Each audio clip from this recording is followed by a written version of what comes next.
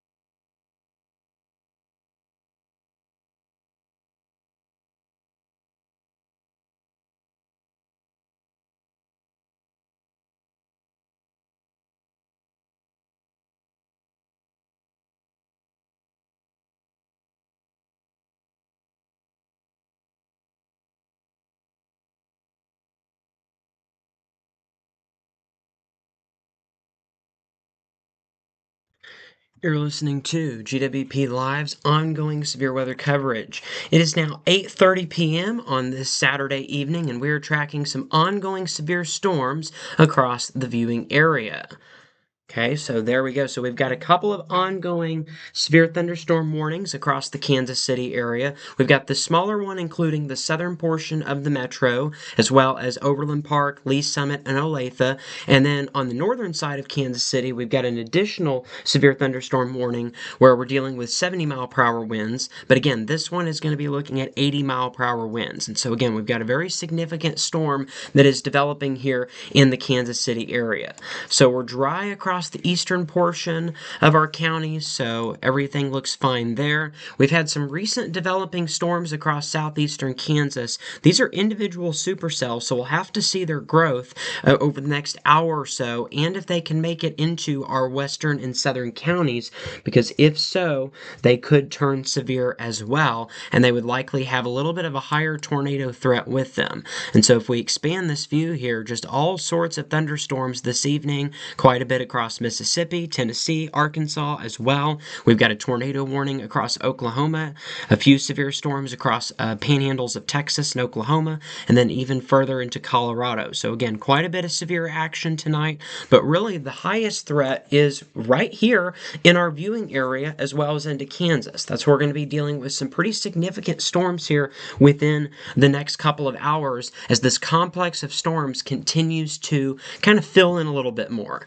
You'll notice that we have a few gaps, like we've got this gap right here, we've got a gap right here, but all of that is going to start to fill in, and then this is going to become one long line of significantly severe thunderstorms, and that's already what we're seeing across the Kansas City area. So let's go ahead and get the latest information that we know as these storms continue to roll through the Kansas City area. So again, a Boeing segment starting to move into downtown Kansas City, where we could be looking at winds of around 80 miles per hour. We've got Wyandotte, Miami, and Leavenworth and Johnson counties in Kansas, and then we've got Cass and Jackson counties under a severe thunderstorm warning until 9 p.m. There was confirmed to have been 80-mile-per-hour winds by emergency management in Leavenworth County. So we have 80-mile-per-hour winds that have been confirmed. So there is a destructive and observed tag on this severe thunderstorm warning.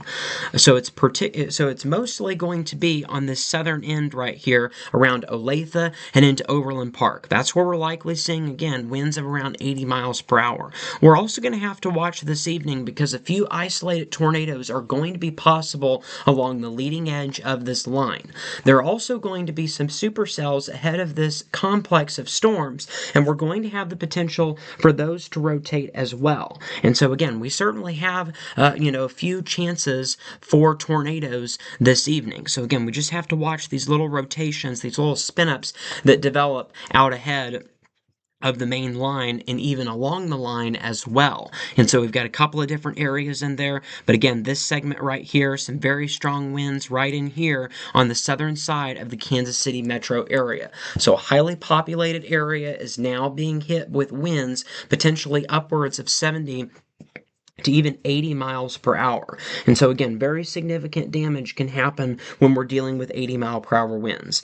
Locations that could be impacted are Overland Park, Olathe, Lee Summit, Shawnee, Lenexa, Leawood, Raytown, Grandview, Belton, Prairie Village, Raymore, Gardner, Lansing, Merman, Mission, Bonner Springs, DeSoto, Spring Hill, Greenwood, and Bashore. Those areas are looking at the risk of 80-mile-per-hour winds, and that's a severe thunderstorm warning that remains in effect until 9 p.m. Also, again, outside of that, we have the potential for 70-mile-per-hour winds on this northern side of Kansas City, this northern warning, and that one extends a little bit further into Blue Springs, Oak Grove, and Lone Jack. Those areas under a warning for 70-mile-per-hour winds and quarter-size hail, and that goes for Kansas City, Overland Park, Olathe, Independence, Lee Summit, Shawnee, Blue Springs, Lenexa, Leawood, Raytown, Liberty, Gladstone, Gladstone, Grandview, Belton, Prairie Village, Raymore, Gardner, Grain Valley, Merment, and Harrisonville. And so, again, considerable threat tag with that storm here on the northern edge of that, where we're going to be looking at that possibility. We also have another warning on the north side of Kansas City, so a third severe thunderstorm warning. This goes for 70-mile-per-hour winds and quarter-size hail. We also have a tornado possible tag with this particular warning right here. This includes Clinton, Clay, and Plate counties in Missouri, so 70-mile-per-hour winds and quarter-size hail. Here's the latest. At 8:23, severe thunderstorms were located along a line extending from near Camden Point to Platte City to near Weatherby Lake, moving southeast at 40 miles per hour. And so when we look here at the velocities, we certainly see a little bit of rotation in here on the south side of Smithville, moving further towards the east towards Liberty. So this is outside of the Kansas City metro, but again, we've seen just a couple of areas of rotation. Let's see, like we've got one right in here, and then we've got one right in here as well. So a couple of areas of rotation within this severe thunderstorm warning. This goes until 9:30 p.m. Regardless, we're going to be dealing with the threat for 70-mile-per-hour winds and also some large hail. But again, we've even got a few isolated tornadoes that cannot be ruled out along this leading edge here. But again, here's the straight line damaging winds. They're starting to move into the Smithville area. So Smithville, you're going to get hit in a couple of minutes. Liberty, you're about 5 to 10 minutes out. And then Kearney along Interstate 35, you're about 15 or 20 minutes away from the leading edge of this line. Again, it's moving very quickly. Well, not only do we have really strong winds, but the line itself is moving very quickly as well. And so, but again, a couple areas of rotation within this severe thunderstorm warning in particular. So again, then we've got the Boeing segment down through Overland Park. So Leawood, you're next in line. Belton and Raymore, you're next in line to see some very strong winds. Again, potentially 70 miles per hour or maybe even greater in some locations. Let's go over to the radar picture itself. So again, we've got kind of this Boeing segment right in here, and then we've got a couple of little notches in there. So those are just indications of little rotations within the main line of severe weather. All right, in breaking news, we now have a tornado warning that has been issued. You know, it seems like that we were kind of headed that way when we looked at the velocities, but a new tornado warning has been issued, and yeah, we certainly see where it's at there on the reflectivity, right in there on the south side of Smithville. Here's the latest information. Tornado warning was just issued for Wyandotte County in Kansas, and then Clay, Platte, and Jackson counties in Missouri until 9 p.m. At 8:33 p.m., a severe thunderstorm capable of producing a tornado was located over Gladstone and was moving east at 40 miles per hour. So it's right near the Kansas City International Airport. Yeah, this is very close to the airport where we've got this rotation. So yeah, brand new tornado warning just issued across the northern Kansas City suburbs area. So radar indicated rotation. So if you are in Kansas City, Independence, if you are in Liberty, Gladstone, North Kansas City, Sugar Creek, Riverside, Clacamo, Courtney, Pleasant Valley, Glen Eyre, Avondale, Platte Woods, Overview, Sibley, Normore, and Missouri City, Houston, Houston Lake, and Riverbend. If you're in any of those locations that I just mentioned, you need to take shelter immediately in a tornado-safe place. So what that means is you need to move to a basement or interior room on the lowest floor of a sturdy building. You need to avoid windows. If you're outdoors or in a mobile home or in a vehicle, move to the closest substantial shelter and protect yourself from flying debris. If you are out along Interstate 35 between mile markers 6 and 20, you are in the path of this. This also includes Interstate 29 between mile markers 0 and 6, Interstate 635 between mile markers 9 and 12, and Interstate 435 between mile markers 45 and 58. So if you are in any of those interstates, then you need to get off the road as quickly as you can and into a sturdy building, because again, there is the possibility that we have a tornado within this storm here. So again, a radar indicated rotation, there's the rotation itself, and so really we've got a couple of different rotations within that. There was previously a severe thunderstorm warning with a tornado possible tag, and so originally right in there, I think that was actually, yeah, so this was the original Really, there was a couple of different rotations, but this is probably the strongest area rotation that we have is right in there. So again, just right around Claycomo. So that area had this tornado warning. Again, Gladstone was the area that was specifically referenced there in the warning. There's Gladstone. And so again, a couple of different rotations in and around Gladstone. So there's really not one specific rotation. So again, we've really got a couple of different rotations in there. We've got one kind of right over here, just to the west of Claycomo, and then we've got one a little bit to the north of that as well. And so yeah, so really a couple of different areas of rotation. You could even argue right here that a rotation is trying to form on the east side of Kansas City. But if you're on the north and east side of Kansas City, take shelter immediately. Again, shelter for tornado. If you're under the severe thunderstorm warning for 80-mile-per-hour winds, you're also going to want to shelter like there's a tornado as well. Because again, this is a very serious threat. 80-mile-per-hour winds can cause tornadic-like damage. 80-mile-per-hour winds, I mean, that is kind of on the lower end of a tornado scale. And so again, you'll want to take shelter because again, we're looking at the possibility of a tornado on the north side of Kansas City. And then even if we're not dealing with a tornado, we've got very strong winds that are moving across this region. But there it is, starting to move across US 69 on the Missouri side, Yes, that is on the Missouri side, just to the northwest of Independence. So, again, very populated area. The airport is not very far away from there. So, let's see, MCI Airport is right there. Looks like we're getting some hail at the airport right now. So, just to the southeast of the airport a little bit is where this possible tornado would be located at. So, again, potential tornado around Claycomo on the northeast side of Kansas City. I think that's how you pronounce that. But if I am pronouncing that wrong, if it isn't Claycomo and you pronounce it some other way, then you can drop that here in the chat and then we'll make sure to do that. Or if you want to be featured live on the air so you can give that pronunciation, you can always call GWP Media and you can be live here on the air. You can ask all the questions you want, and that number to do that is 417-448-0819. So again, call 417-448-0819 if you want to be live on the air. You can ask your questions, you can give us a general location of your area, and we can kind of help you figure out what you need to do if you're out on the roadways especially. So again, I will say this, if you're out on the roadways in Kansas City, you need to get off of them as quickly as possible, especially if you're in Independence, Blue Springs, Oak Grove, Raytown, Liberty. Those areas haven't seen the worst of it yet, but we're likely going to see that. And again, we've already had verification. We haven't had verification of the tornado yet, but we've had verification of some destructive winds with these storms. And so again, you'll want to take shelter really as quickly as you can, as safely as you can across this area. So that's what we're dealing with right now on the north side of Kansas City. As we mentioned before, again, some very strong winds on the south side of this as well. This particular polygon right here that includes Raytown and Lee Summit, we have a severe thunderstorm warning for 80-mile-per-hour winds. Let's see if we have any updates. Okay, we just had a new report that came into us. There was an automated weather station at KCI reported 80-mile-per-hour winds. So this storm is still producing 80-mile-per-hour winds, so the destructive tag still remains.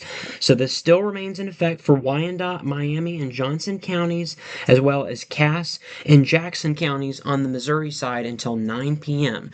At 8:36 p.m., severe thunderstorms were located along a line extending from near Raytown to near Belton to near Spring Hill, moving southeast at 60 miles per hour. The Kansas City metro area is under this warning for 80-mile-per-hour winds. So, 80-mile-per-hour winds and quarter-size hail. And again, there is an observed tag because from the KCI weather station, there was 80-mile-per-hour winds that were recorded. Impacts, we're talking about flying debris can be dangerous to those without shelter. Mobile homes can take on significant damage. Considerable damage to roofs, windows, and vehicles. And extensive tree damage and power outages are also likely across this area. This includes Overland Park, Olathe, Lee Summit, Shawnee, Lee, Lenexa, Leawood, Raytown, Grandview, Belton, Prairie Village, Raymore, Gardner, Merman, Mission, Spring Hill, Greenwood, Peculiar, Edwardsville, Fairway, and Mission Hills. If you're in any of those areas, you will want to move into an interior room on the lowest floor of a building. So again, 80-mile-per-hour winds, quarter-size hail, that's going to be the main threat that we're going to be dealing with. Let's go ahead and pull up power outages here. So we're at 9,900 outages in the state of Kansas, which of course, okay, yeah, so we're starting to go up on power outages. Missouri is sitting at 5,800 outages, and a lot of those are in Platte County, which is where this storm is at. So, yeah, so we're certainly, again, not a whole lot of power outages yet, but we're certainly going to start to see those go up quite a bit over the next several hours here as this complex of storms begins to develop. All right, so we also had a few wind reports. Also, we've had some baseball to even softball size hail today across Kansas, so that's been pretty significant. So again, Kansas City International Airport, there was a 79-mile-per-hour wind gust. So it said 80, 79, pretty much the same. And then around the Jarboe area in Leavenworth County, Kansas, there was an 81-mile-per-hour wind gust.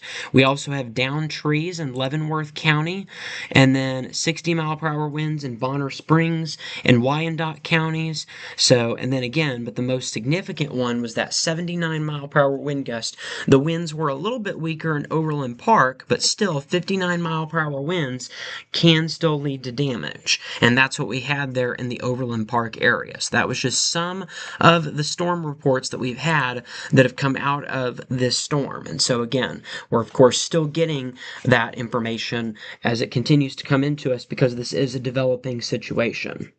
All right, also don't want to forget in the north side of Kansas City, we do still have that tornado warning in effect for Wyandotte counties and Platte County, or Wyandotte County in Kansas, and then Clay, Platte, and Jackson counties in Missouri. This goes until 9 p.m. Again, Platte County now has quite a few power outages, so it's possible that we had a tornado that moved through the area. We've not seen a tornado, there's nothing confirmed, but it's a little bit more difficult when we get to this time of day to see tornadoes now that we're starting to move into nighttime.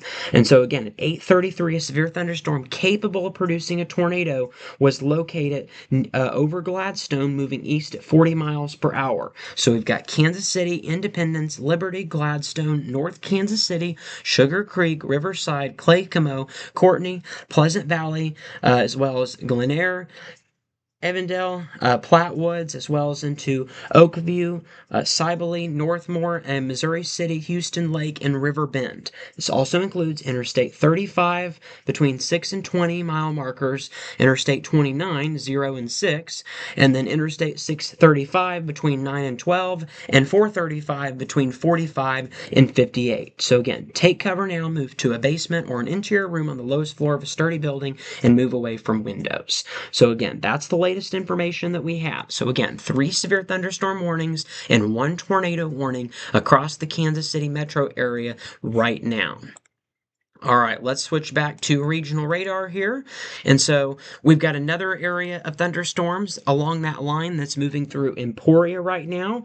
Let's just look at that for a second because these storms will be moving into Missouri pretty soon here. 70-mile-per-hour winds and quarter-size hail. So again, overall, hail is not really the biggest threat along the line of severe storms, but hail is going to be a bigger concern within these individual cells that are popping up out ahead of the complex. And so that's really going to be the big concern as we go through the next hour or so, is we're going to be looking at multiple rounds of thunderstorms because we're going to have the storms out ahead of the main complex that's producing the wind damage. All right, let's see. We've also got Wichita, Kansas, that is under severe thunderstorm warning. Let's see what the latest on that is. 70-mile-per-hour winds were observed. So yeah, we have an observed tag on that. On that wind threat, so an observed tag for that. And then we've got this severe thunderstorm warning that's a little bit closer to our viewing area in southeastern Kansas. This goes for Eureka, Kansas, 60-mile-per-hour winds and quarter-size hail. So that's at baseline right now. All right, we've still got that tornado warning just to the north of Stillwater in Oklahoma.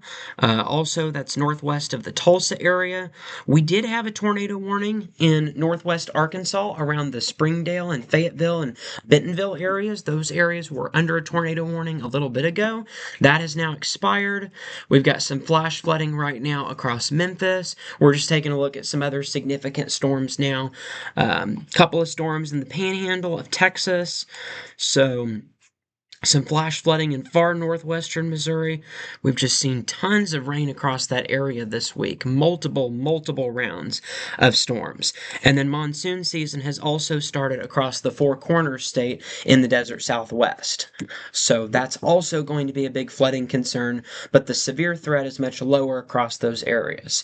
So, aside from a few storms in Texas and southwest Kansas and southeast Colorado, aside from just a few storms, really the main action is right here in eastern Kansas and western and central Missouri.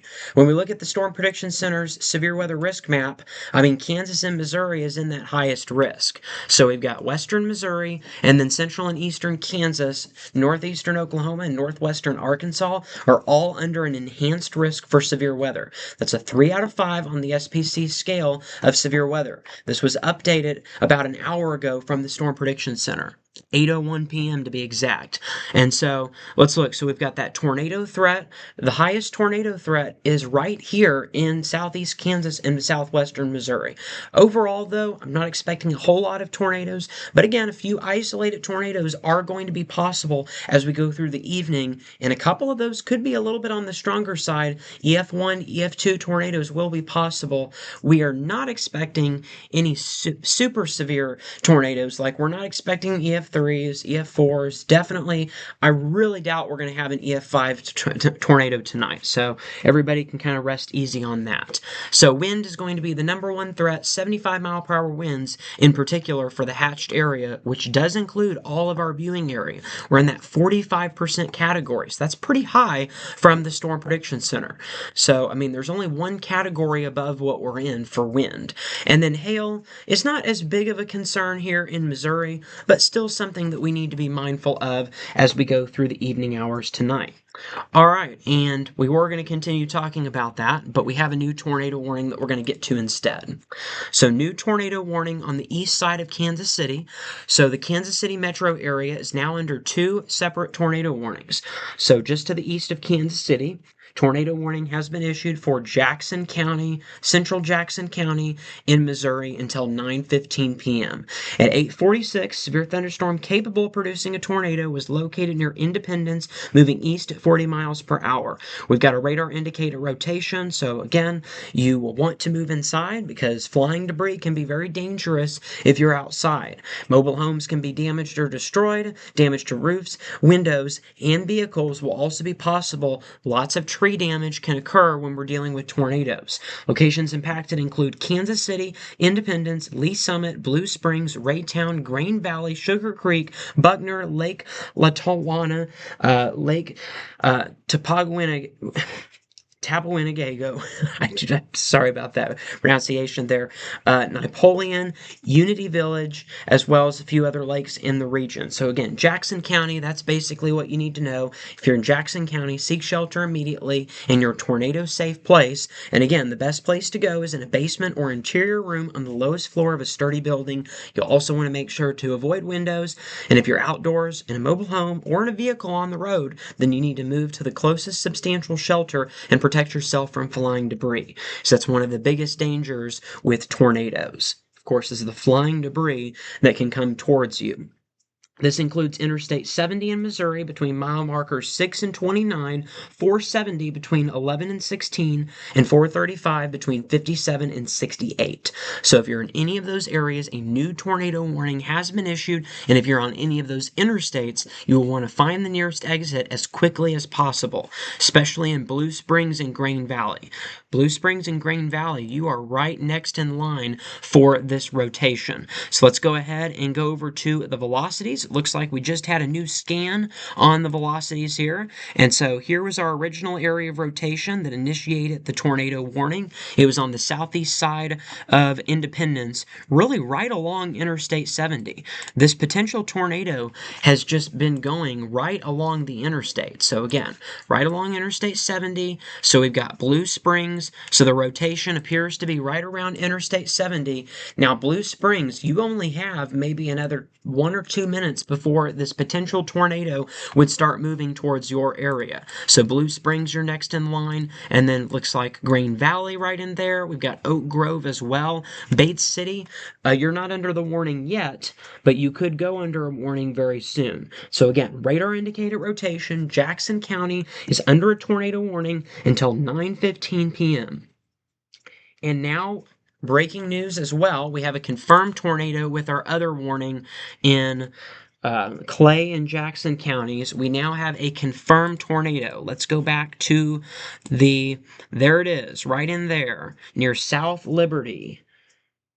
Right around the Liberty area. Yes, just right in Liberty as well as River Bend. We had a radar confirmed tornado 7 minutes ago.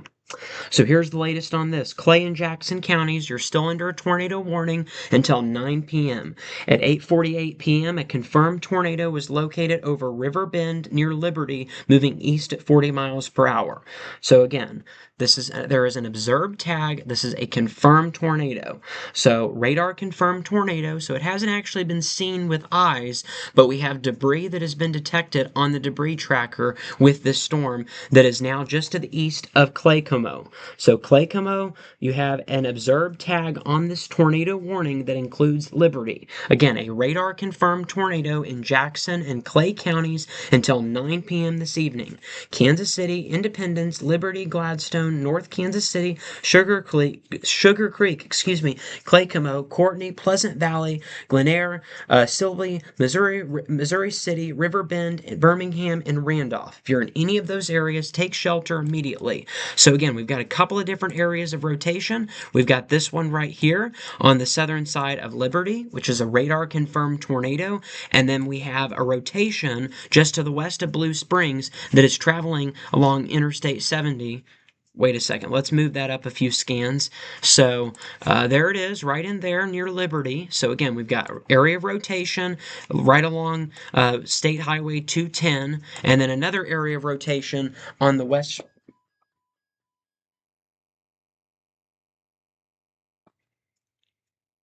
All right. All right.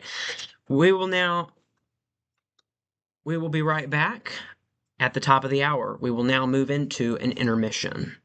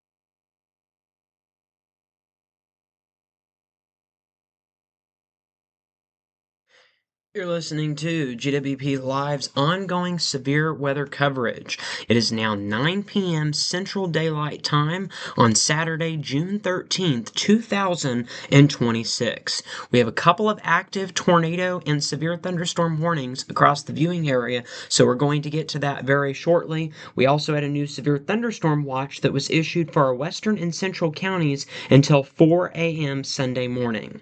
And so that includes Springfield, Nevada, Joplin, Carthage, Bolivar, Stockton, over to Warsaw, Buffalo, pretty much all of those areas, really anywhere west of US 65, along and west of US 65, right in here. So a new severe thunderstorm watch was issued, and let's see, there it is. Okay, so for the areas in pink, you are now under a severe thunderstorm watch until 4 a.m. We still do have a tornado watch across the areas in yellow across northwestern Kansas or northwestern Missouri, northeastern Kansas until 11 p.m. So tornado watch until 11 p.m. across the yellow, and then a severe thunderstorm watch until 4 a.m. 4 a.m. Sunday for the areas in pink. So that is what we're dealing with when it comes to the different watches. So we had that. We also had, as you probably heard, a lot of different things were going off here. I had about 3 different alarms that went off all at about the same time. One of those was for the severe thunderstorm watch, but we're also dealing with a non-weather advisory for some other issue that is going on. So we're still trying to get to the bottom of what that is. I only have all of the different weather alerts pulled up, so I can't actually figure out exactly what that is, but I can tell you again, it's non-weather related. But we did go under some other advisory in the Vernon County area, so still trying to work out all the details on that. Once we figure that out, we will get that latest information towards you, or we'll get that up to you. So let's go ahead and first of all, before we get to the tornado warnings, we're going to get there very soon. But again, just want to point out a few of these storms in southeastern Kansas. So don't sleep on these storms right here. These could be hail makers. Maybe an isolated tornado. I think our tornado risk is pretty low out of these storms, but still, certainly something that we need to watch very closely as they continue to develop. The fact that they're clustering together is a little bit of a good sign. It shows that they're going to have less of a chance of going off on their own and producing a tornado. So that's good news a little bit, but still, these could definitely pack a hail threat in here across southeastern Kansas. So we're going to be watching those storms very closely, but our main attention this evening is going to be this line of storms. Right now on the northern end of it, it is affecting us here in the Kansas City area. So let's go ahead and get the latest that we know. So again, we've got a couple of active tornado warnings across the area, a couple of extensions that have been made. The good news is right now, it doesn't appear that we have a tornado on the ground, just based on the rotation in the atmosphere, but it is still certainly going to be possible. So let's go ahead and get the latest that we know. First, with this warning to the north, tornado warning remains in effect for Clay, Ray, and Jackson counties until 9:30 p.m. So it's now been extended a little bit further to the east. So if you're in Clay, Ray, or Jackson counties, you're under a tornado warning until 9:30 p.m. At 8:56 p.m., a tornado-producing storm, or a storm that could produce a tornado that already has, was located over Missouri City or near Liberty, moving east at 35 miles per hour. So again, there was a radar-confirmed tornado about 10 or 15 minutes ago out of this storm. So again, we're looking at Independence, Liberty, Sugar Creek, Buckner, Courtney, Oric, Silby, Missouri City, Riverbend, as well as a few other locations. This includes Interstate 35 between mile markers 19 and 21. So again, a tornado is or was on the ground.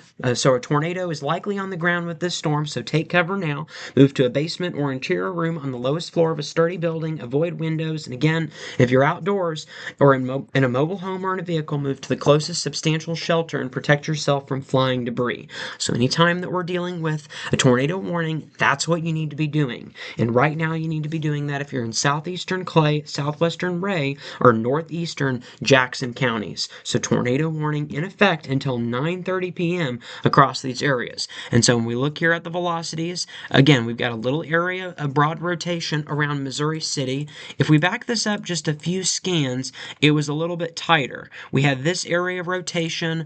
We really had a couple of areas, one on the south side of South Liberty and then one around Liberty. So again, this was the main area of rotation. So again, we had debris that was detected by radar. So again, a radar confirmed tornado was reported near Liberty, and that was moving off towards the east at about 35 miles per hour. So we moved this up to the present scan by radar, and again, the rotation has weakened, but we still have a little broad area of rotation right around the Missouri City area. So if you're in any of those areas that we just listed off, then you'll want to take shelter immediately. Just to the south of that, we also have another tornado warning. This remains in effect for Jackson counties until 9:15 p.m. At 8:59 p.m., a severe thunderstorm capable of producing a tornado was located over Blue Springs, moving east at 40 miles per hour. And so if we back this up just a couple of scans, here was the original area of rotation around the intersection of Interstate 470 and 70 just to the west of Blue Springs. That area of rotation moved into Blue Springs about 7 minutes ago, and then the latest scan, it was right around the Grain Valley area. So if you're in Grain Valley or Oak Grove, take shelter immediately, because we do have an area of rotation where there could be a tornado that is moving towards your location. This storm is pretty much riding right along the Interstate 70 corridor.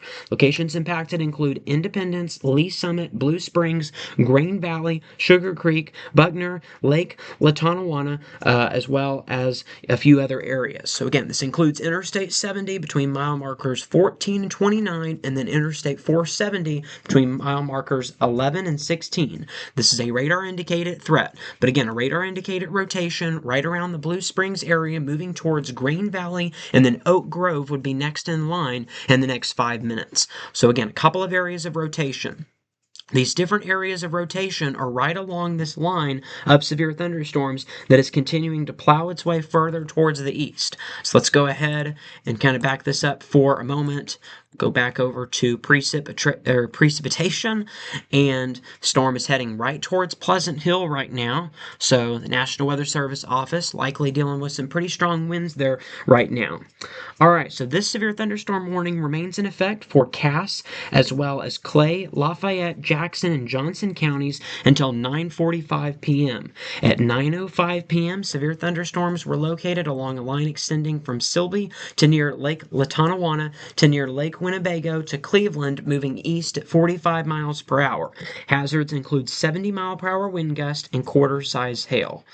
This line has a history of producing winds of around 60 to 70 miles per hour. So that's why we have this warning. This is a radar indicated threat. Hail damage to vehicles is expected. Considerable tree damage, wind damage is also going to be possible to mobile homes, roofs, and outbuildings.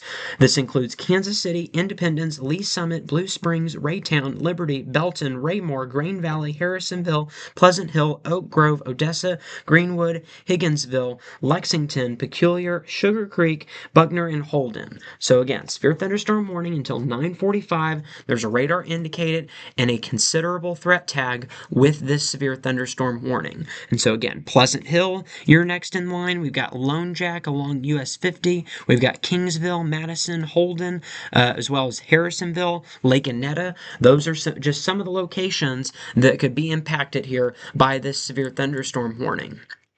And then we've got another warning just to the northeast of that for Ray and Carroll counties until 10 p.m. for 70 mile per hour winds and quarter-size hail, and that includes Excelsior Springs, Richmond, Lexington, Carrollton, Lawson, Ornick, Norborn, Hardin, Henrietta, Crystal Lakes, Excelsior Estates, Wood Heights, Rayville, Napoleon, Camden, Homestead, as well as Bogard, Fleming, Elmerin, and Knoxville. So again, those areas under a warning until 10 p.m. for 70 mile per hour straight line damaging winds. But just to the southwest of that area is where we're looking at a radar indicated rotation. So we've got a couple of areas along the leading edge of this line that is producing straight line damaging winds, a couple of areas of rotation along this line where we could be looking at possible tornadoes. So let's go back over to the velocities. So again, a little bit of a rotation around Silby. So we're watching that very closely. And then again, right along the Green Valley area, we've had some rotation that is moving towards Oak Grove. So those are going to be the areas, a couple of tornado warnings. And then if you're not dealing with a tornado, then you could be looking at some very destructive winds, again, of around 70 miles per hour are going to be possible. All right, so that's what we're dealing with here across our northwestern counties. We've also got some storms that are now working into our southwestern counties across Barton and Jasper counties right now. So a few of those storms are starting to work in. We've got a couple of other storms around the Emporia area. Let's go ahead and check in on a few of these right now. We've got a new warning that was issued. Let's see, this goes for just to the southeast of Emporia for 70-mile-per-hour winds. Train spotters report at 60-mile-per-hour wind gust 5 miles east of Waverly. So there's an observed tag and a considerable threat tag with that severe thunderstorm warning. And then again, out ahead of this line of storms, we're also tracking these storms very closely. There could be a little bit of hail within them. And we are seeing some hail on the radar, so would not be surprised if a severe thunderstorm warning was issued across this area, because we are starting to see some hail. Not a whole lot of winds are being picked up right now on the velocities, but still something that we will have to continue to watch very closely as we go through the next couple of hours, again, with these storms developing out ahead of the main line of storms. So let's go ahead and take a regional view. So again, we've got this line of storms, and again, not all of it is going to be severe. We've got a couple of gaps, but those gaps are starting to fill in and very well could be severe warned by the time they make it further to the southeast. And then again, out ahead of the main line, some very strong storms are developing across southeastern Kansas. Again, currently those storms are below severe limits, but something that we certainly want to be watching for as we go through the next couple of hours. So let's go ahead and back this up for a moment. Let's show you all the different weather alerts that we have. So again, we've got tornado warnings, severe thunderstorm warnings, we've got flash flood warnings, we've got severe thunderstorm watches, tornado watches, all sorts of stuff. But again, the tornado watch is in our far northwestern counties. Let's go ahead and show you that here. So we've also got a flood watch across the areas in green, but it also includes the same areas that are under the severe thunderstorm and tornado watches. So, but again, tornado watch is in the yellow, and then a severe thunderstorm watch is in the pink. The yellow the yellow tornado watch goes until 11 p.m., and then the pink severe thunderstorm watch remains in effect until 4 a.m. Sunday morning. We probably won't still have severe storms in this area at 4 a.m. Those will likely have cleared out by about midnight or 1 a.m., but it is possible that they do linger a little bit longer across those regions. All right, so those are where our different watches are at. Again, we do have an enhanced severe weather risk today across western Missouri. There was a part of central Missouri that was originally under that enhanced risk, but now the threat has mainly shifted a little bit towards the west. So now it's mainly across central and eastern Kansas, northeastern Oklahoma, and far western Missouri is really where we have that main threat as we go through the rest of this evening. We are going to be looking at a tornado threat, so that certainly cannot be underestimated, especially across Springfield, Joplin, Nevada, and Kansas City. There's going to be a tornado threat, and as we've mentioned, we've already got a couple of tornado warnings right now in the Kansas City area. Winds are going to be a big concern out of tonight's storms. They're probably going to be the biggest threat out of a lot of these storms. 70 to 80 mile per hour winds are going to be possible, especially where we have that hatched area. Hail has also been a concern, but it's a little bit less of a concern for us here in the state of Missouri. That's mainly going to stay across Kansas. That's where we've had a lot of the hail this evening. So those are going to be the different threats that we're going to be dealing with here. We also have a moderate risk for flooding across our southwestern counties. So we've got Springfield, we've got Nevada over to Stockton Lake under this as well. We've got Joplin, Lamar, Stockton, Bolivar is under this all the way to Camdenton. So all the way to Camdenton, we have this moderate risk for flooding. A moderate risk is a 3 out of 4 on the Weather Prediction Center's excessive rainfall outlook. And so again, pretty significant risk, a 3 out of 4 on that scale. And then if you're not under that moderate risk, you're under that slight risk for flooding across the rest of the viewing area. That's a 2 out of 4. So again, flooding is certainly going to be a concern. Power outages, we're certainly going to start to see those go up as we go through the rest of this evening. Let's see where we currently stand. Wow, we have seen a substantial increase in power outages within the last really 25 minutes. It was like, I mean, we checked this about 25 minutes ago, and we were only at a couple thousand, and now we're at 44,000 customers without power. Platte County leads the way at 16,000 outages, which is right next to Kansas City. It's on the north side of Kansas City. And then pretty much all of those counties that are highlighted are around the Kansas City area. Jackson and Clay counties are right in downtown Kansas City, and we've got about 25,000 customers without power in those areas. And so, again, so that's what we're looking at here. Again, most of the power outages are where the storms are located at right now. And so that really shows us just how big of an impact these storms are having. Kansas, we're sitting at 22,000 customers without power. About 10,000 of those are in Wyandotte counties. We've got about 3,000 in Leavenworth counties, which is where we had 80-mile-per-hour wind gusts that were reported. We also had at the airport a 79-mile-per-hour wind gust was reported. That was at MCI there at the Kansas City airport. Let's see if we have any new storm reports to show you here. Pleasant Hill, 60-mile-per-hour wind gust. Kearney, 70-mile-per-hour wind gust. We've got Liberty, 59, Emporia, 58, Osage City, 65, and another 63-mile-per-hour wind gust in Clay County. But again, the strongest wind gust that we've had this evening was in Leavenworth County at 81 miles per hour. In fact, I believe that's the strongest wind gust that we've had nationwide so far this evening. The two strongest wind gusts we've had, or really the top three strongest wind gusts this evening have been in the Kansas City metro area at 78, 79, and 81 miles per hour. One of those being the MCI Platte County wind gust that was reported at 79 miles per hour. All right, let's go back to the radar. We just had a new tornado warning that was issued. Or let's see, was that just... Yeah, that's a new tornado warning that was just issued. So let's go ahead and get to that here, just to the east of Kansas City.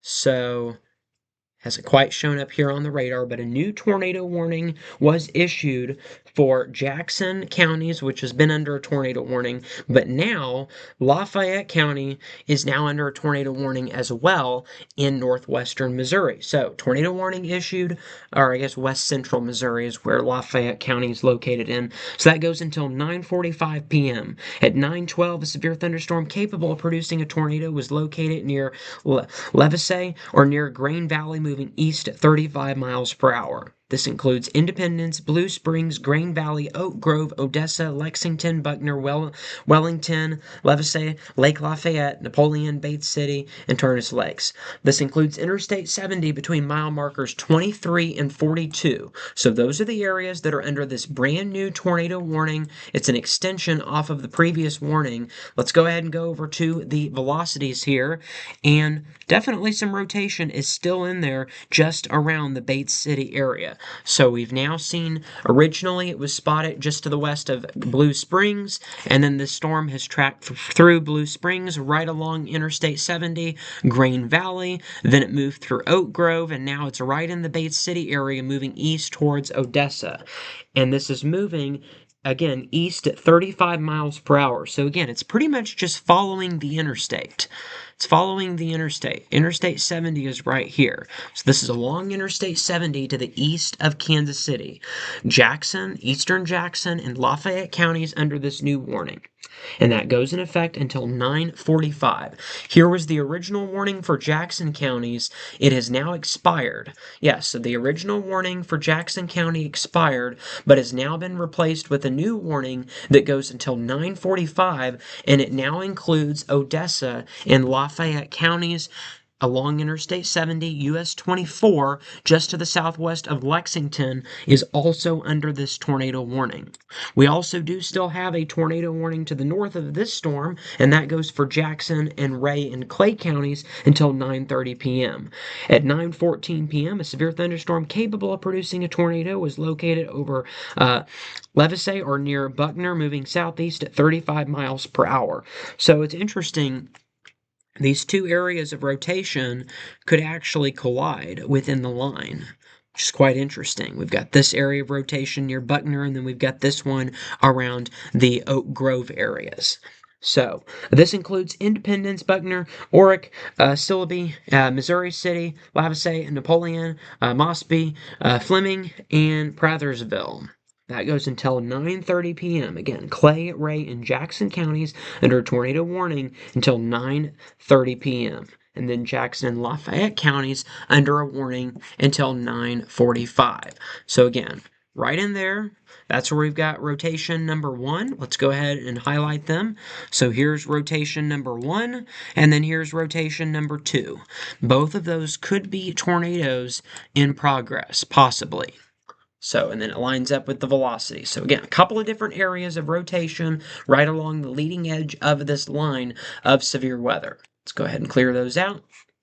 And then we've also got within this same area, we still have a severe thunderstorm warning that remains in effect for 70-mile-per-hour winds for Cass, Lafayette, Jackson, and Johnson counties. Again, this goes until 9:45. At 9:19, severe thunderstorms were located along a line extending from near Levisay to 6 miles northeast of Lone Jack to near Baldwin Park to near Lake Annetta, moving east at 45 miles per hour. So 70-mile-per-hour winds.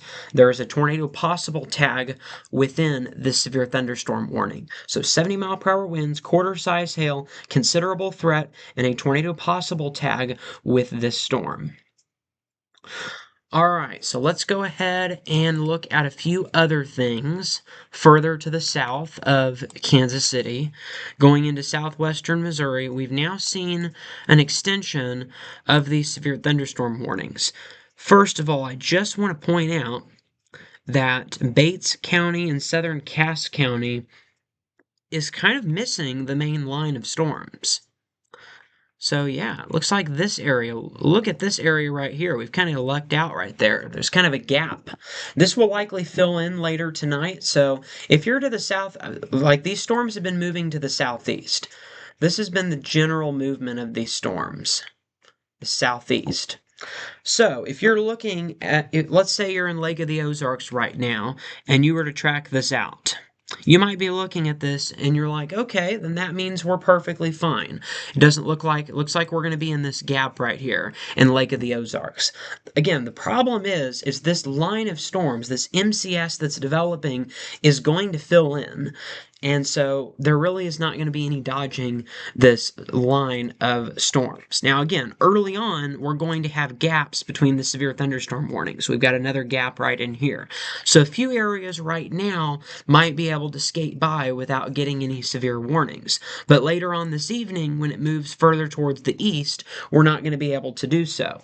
Now, something that is going to happen is eventually these storms are going to weaken. And so it's really a question of how long do these storms hold together. I'm going to say they're probably going to make it at least to Lake of the Ozarks. I think Columbia and Jefferson City definitely will probably get at least some heavy rain, maybe some gusty winds. So we'll just have to kind of see as we get a little bit closer. Still tracking this cluster of storms in southeastern Kansas. A lot of lightning, a lot of heavy rain right now, but nothing severe out of these storms. But that being said, I would not be surprised if we had some small hail within this grouping of thunderstorms. But yeah, we've just kind of got this gap right here. We've just kind of split the gap there in southern Cass and Bates County. So those counties could be, southern Cass County and then Bates County could be spared of the worst of it. So we've got the worst of this complex that's going to be moving right along Interstate 70. Again, this is going to start to bow out and it's going to start to fill in as it moves across Interstate 70 and US 50. And then we've got this additional cluster of thunderstorms that continues to move further towards the southeast. And so really, this is kind of the direction that it's moving right now. So that's going to move right into our southwestern counties over the next 1 to 2 hours, and then it will move into our central counties as we get towards around 11 or even into midnight as well. So that is what we're looking at right now. So again, the Storm Prediction Center says that the higher risk for straight line damaging winds and isolated tornadoes is going to be in western and central Missouri. And the further east this complex, this MCS makes it, the more ingredients that it's going to lose, and the less likely it is to continue its path further towards the east. All right, we're about to go into an intermission, but before we do that, let's get another update on our 2 tornado warnings that remain in effect. We still have a tornado warning in place for Clay, Jackson, and Ray counties until 9:30 p.m. So again, radar indicated rotation right in here on the north side of US 24, continuing to move further towards the south and east. Then, just to the south of that, we have a tornado warning for Lafayette and Jackson counties until 9:45, and the rotation appears to have weakened a little bit. So here was the rotation when it was originally around Blue Springs, and then it's moved right along Interstate 70, and then there it is, right around Oak Grove and Odessa. Oak Grove, it looks like the storm has passed you, but Odessa is next in line for the possibility of a tornado, but at the very least, straight line damaging winds, and we can see those straight line damaging winds moving into Fayetteville, but especially Madison and Holden. Madison and Holden, you are next in line for these severe storms here. These straight line damaging winds, you're next in line for them. All right, so that is what we're dealing with here. So we've got that. And then again, storms starting to move into Jasper and Barton counties. Let's see, do we have any hail being reported out of these non-severe hail? Okay, we have a special weather statement that was issued for Barton and Jasper counties for nickel-size hail and 40-mile-per-hour winds. That is referencing this storm right here. So, there's the outline, by the way. There it is. Nickel-size hail, 40-mile-per-hour winds in Barton and northwestern Jasper counties. So if you're in Lamar, Jasper, Mendamines, if you're in any of those areas, be prepared because we're going to have some small hail and some strong gusty winds. Again, it's below severe limits, but still something that we need to watch across that area. All right. Well, that is where we're at here. We will now go into our next intermission. We will return here at the bottom of the hour. This is GWP Live's ongoing severe weather coverage. Don't go anywhere.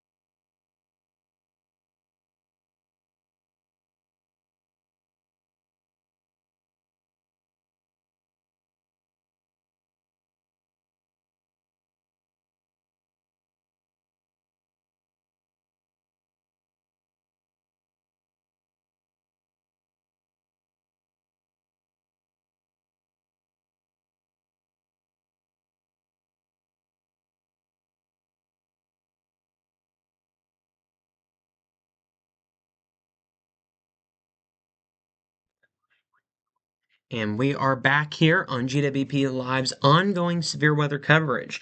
It is now 9:31 p.m. Central Daylight Time on Saturday, June 13th, 2026, and we are tracking some of the ongoing severe storms across the viewing areas. Let's go ahead and get the latest information that we have. We just had a couple of new severe thunderstorm warnings during the intermission, so we're going to get to those pretty soon.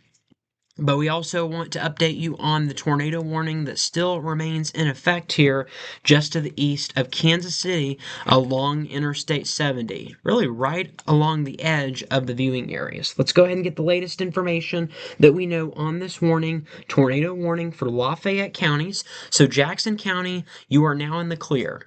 By the way, the other tornado warning expired, but we still have a tornado possible tag with that warning. So you might want to be mindful of that. But still, tornado warning has expired in Jackson counties, but Lafayette County is still under tornado warning until 9:45. At 9:28 p.m., a severe thunderstorm capable of producing a tornado was located over Odessa, moving east at 35 miles per hour along Interstate 70. So we've got Oak Grove, Odessa, Lexington, Wellington, Levisay, Lake Lafayette, Napoleon, and Bates City. Those are some of the locations that could be impacted by this storm. This includes mile markers 30 through 42. So if you're in any of those areas, then you need to take shelter because, again, potential tornado could be moving in the area. On the outside of that, we still have a severe thunderstorm warning outside of that remains in effect for Cass, Clay, Lafayette, Jackson, and Johnson counties until 9:45 for 70-mile-per-hour winds and quarter-size hail. And again, there is a tornado possible tag with this warning. And then on the north side of that, severe thunderstorm warning for Ray and Carroll counties until 10 p.m. for 70-mile-per-hour winds and quarter-size hail. So we've got a considerable threat tag with each of these severe thunderstorm warnings, and there's a tornado possible tag with this particular severe thunderstorm warning. And then within that, we have an area of rotation that has a tornado warning. So again, take shelter immediately as we are dealing with some pretty significant winds out of this storm and a potential tornado in the area. So let's go ahead and go to the velocity since we do still have a tornado warning. And okay, right in there, yeah, we definitely had a rotation, pretty strong rotation, just to the south of Odessa. I haven't seen an area of rotation a whole lot with this warning, but that's a pretty strong area of rotation. So we had a little bit of rotation right there around Bates City. So I don't think we had a touchdown in Bates City, but we might have had a brief tornado right there about 6 minutes ago south of Odessa. And again, it could still be on the ground. Now we just got a new scan. It started to weaken.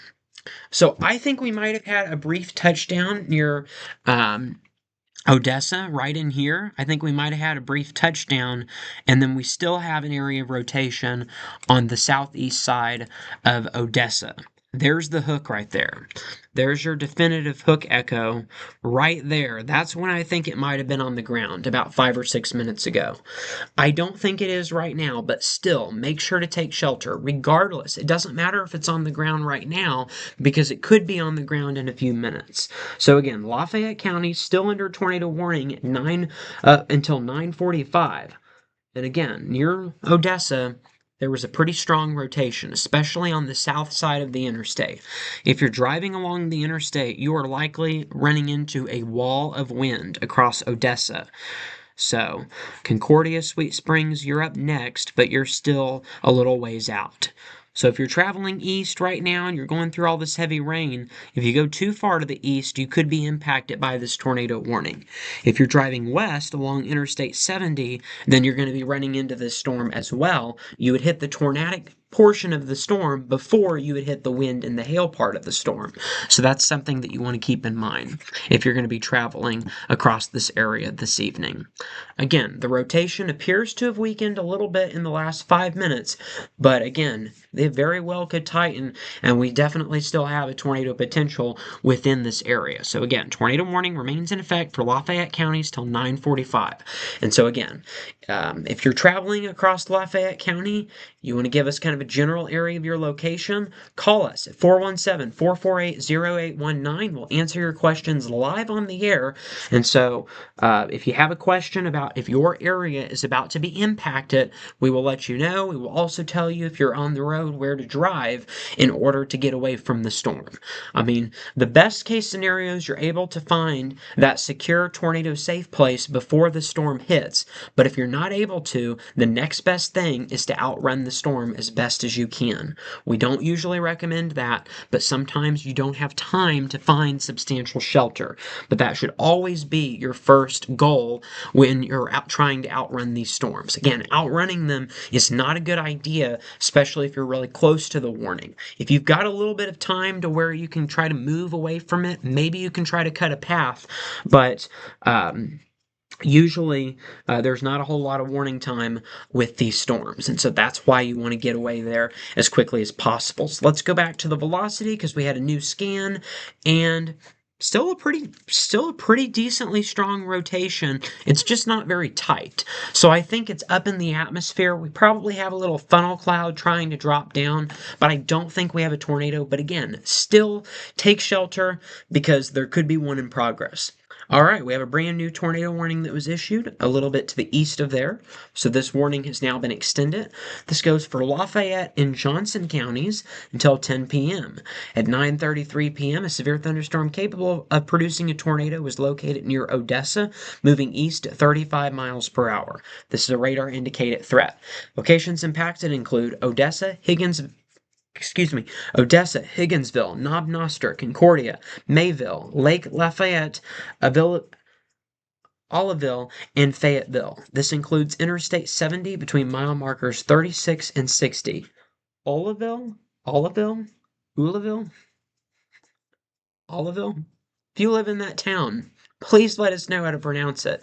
You can call us out for a really bad pronunciation. So tornado warning until 10 p.m. Radar indicated threat. Again, there's a little bit of rotation on this, so you definitely want to take shelter. So again, this is a very serious matter. It's not a laughing matter. Take shelter immediately because again, a new tornado warning was issued for Lafayette and now northern Johnson counties is now under this tornado warning.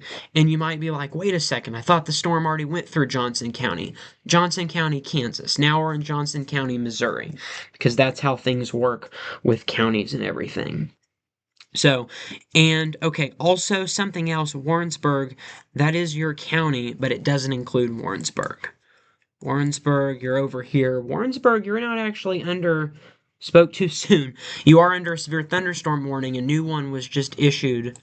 Let's actually get to the latest on that. New severe thunderstorm warning issued for the Warrensburg area. It's right here. Let's go back to radar for a second. So yeah, this new warning was issued for Warrensburg, but the tornado warning, as you can see, is north of you for Fayetteville, Concordia, Odessa. And then Warrensburg is right here. The tornado warning is north of US 50, but now you are under a severe thunderstorm warning in Warrensburg. So here's the latest information. Lafayette and Johnson counties are now under a severe thunderstorm warning until 10:30 p.m. At 9:33 p.m., severe thunderstorms were located along the line extending from near Odessa to 7 miles north of Holden to East Lynn, moving southeast at 35 miles per hour. Hazards include 70-mile-per-hour wind gust and quarter-size hail. Hail damage to vehicles is expected, considerable tree damage, wind damage to mobile homes, roofs, and outbuildings. Locations impacted include Warrensburg, Odessa, Higginsville, Lexington, Knob Noster, Concordia and Holdman, Whiteman Air Force Base, Waverly, Wellington, Lee 10 Corridor, Alma, Chilhour, Kingsville, Mayville, Whiteman Air Force Base, and it says that twice on this list here, Lake Lafayette, Centerville, and Emma. So this includes Interstate 70 between mile markers 32 and 62. There is a considerable threat tag with this warning. So again, 70-mile-per-hour winds and quarter-size hail are going to be the primary hazards. 70-mile-per-hour winds, quarter-size hail. Again, Lafayette and Jackson counties under a severe thunderstorm warning. There is not a tornado possible tag. So we are clear of that. And then another extension was issued for Carroll and Ray counties until 10 p.m. for 60-mile-per-hour wind gust and quarter-size hail.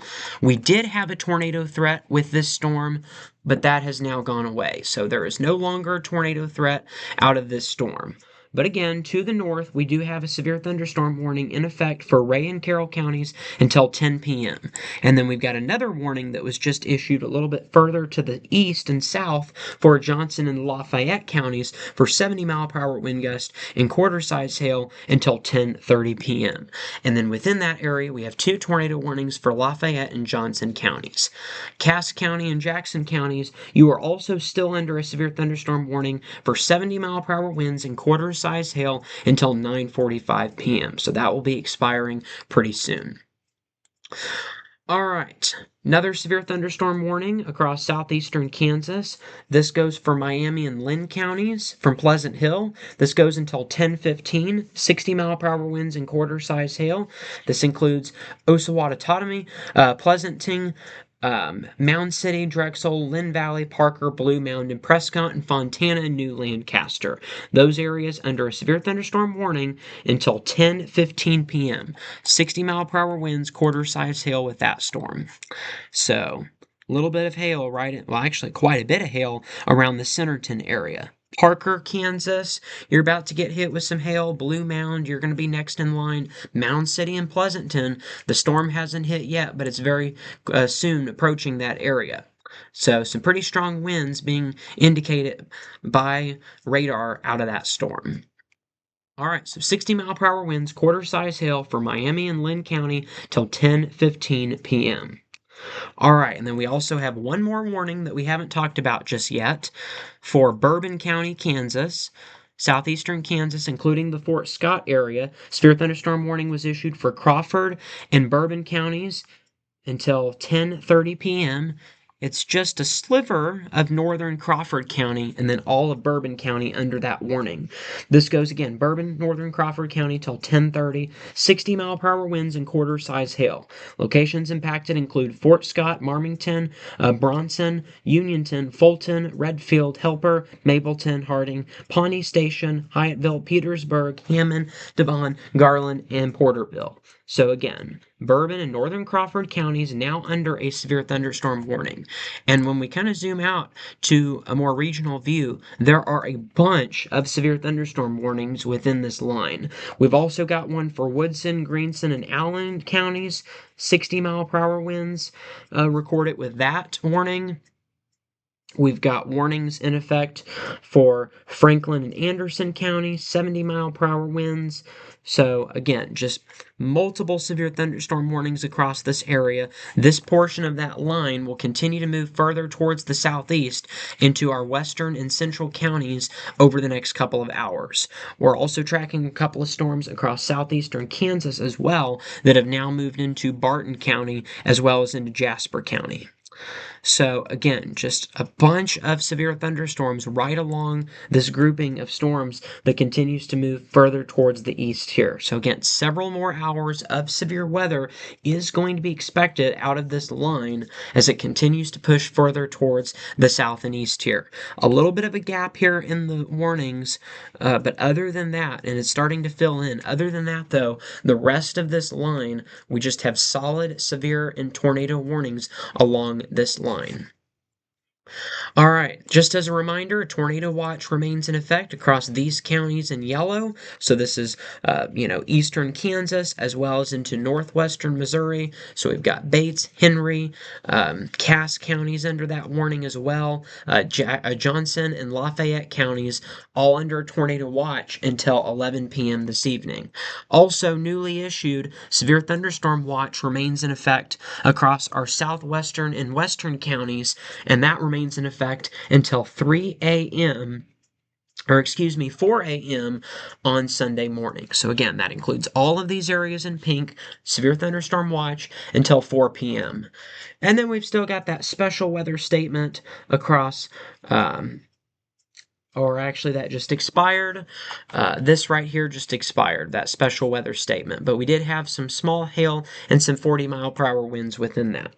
Also, pretty big flood warning across some of our counties as well. This goes in effect. We've got We've got Hickory County, Texas County, Cedar, Dallas, Laclede, Polk, Webster, and Wright counties and St. Clair counties under a flood warning. This goes all the way until 3 p.m. on Sunday, as we're still dealing with some flooding from some heavy rainfall that we had the last couple of days. But particularly last night, we had some morning thunderstorms. Well, they started last night, they continued into this morning, and so those storms right there have produced heavy enough rainfall to where we have a flood warning until 3 p.m. on Sunday. So that flood warning remains in effect across those areas. All right, let's see. What else do we have on? Okay, Crawford County just went under a severe thunderstorm warning for 60-mile-per-hour winds and quarter-size hail. That includes Pittsburgh, Frontenac, Girard, Lone Oak. That goes until 10:30 p.m.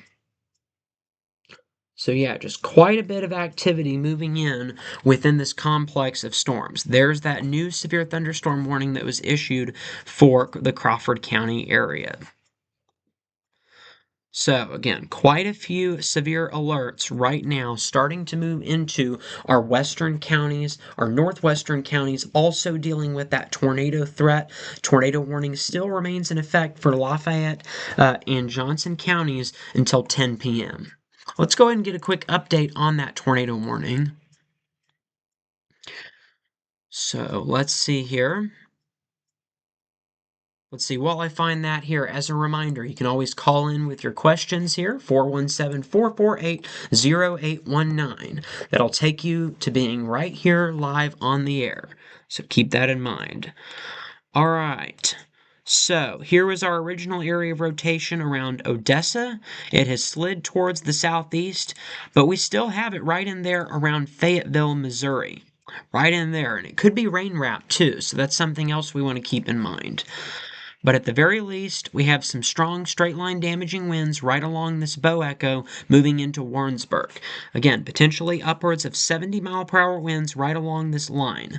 Right along this line, and then we have a little rotation right in there around Fayetteville on the north side of US 50. And this is south of Interstate 70, and it continues. The possible tornado is moving east at about 40 miles per hour, so it's going to continue along a path like that. It's also been a little bit it's more like that, so it's been a little bit kind of to the south as well. But either way, the straight line damaging winds right along this bow echo will continue to move a little bit further towards the east. So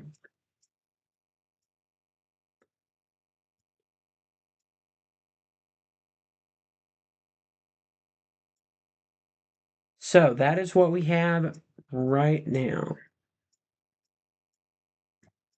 Got just something here. Pardon the interruption here. All right, there we go. So again, tornado warning till 10 p.m. Lafayette, northern Johnson counties, just on the north side of US 50.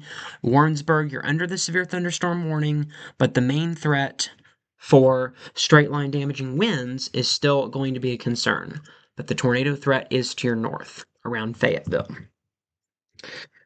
All right, so that's what we're dealing with here. So again, quite a bit of activity here at this hour here in the GWP viewing area.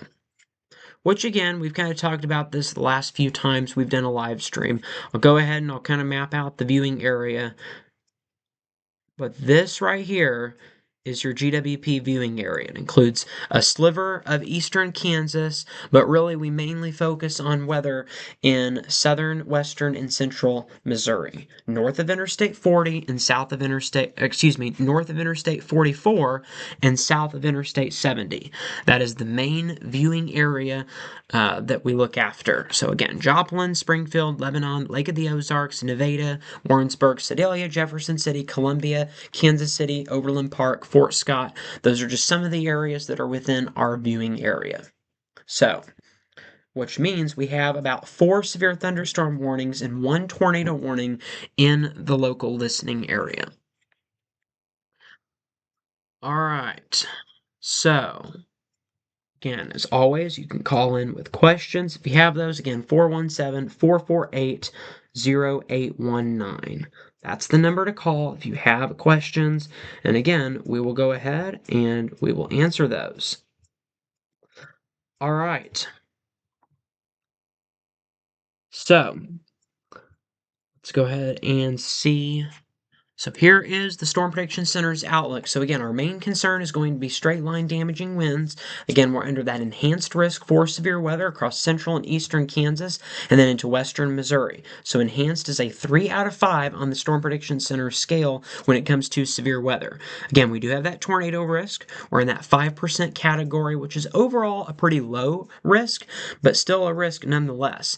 And then we're also in that hatched area. The hatched area means that EF2 tornadoes, which are a little bit on the stronger side, are going to be possible. Again, the overall tornado potential is pretty low, but still something that we're going to be concerned about, particularly in our western counties. That's where we're going to have the highest chance for a tornado. Winds are also a really big concern as well.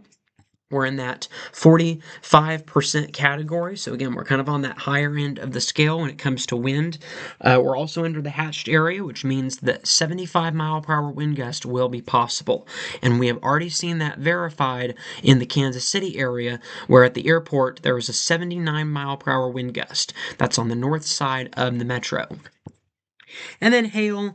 Again, hail is going to be a little bit of a lesser threat for our area, but still something that we need to be concerned about. Quarter to golf ball size hail, that's definitely going to be possible with some of these storms. Flooding is another really big concern, especially in our southwestern counties where we had a bunch of rainfall this morning, on top of all of the rainfall we've had the last several weeks. I mean, we have just had several inches of rainfall. Some areas have picked up over a foot of rain just in the last few weeks here.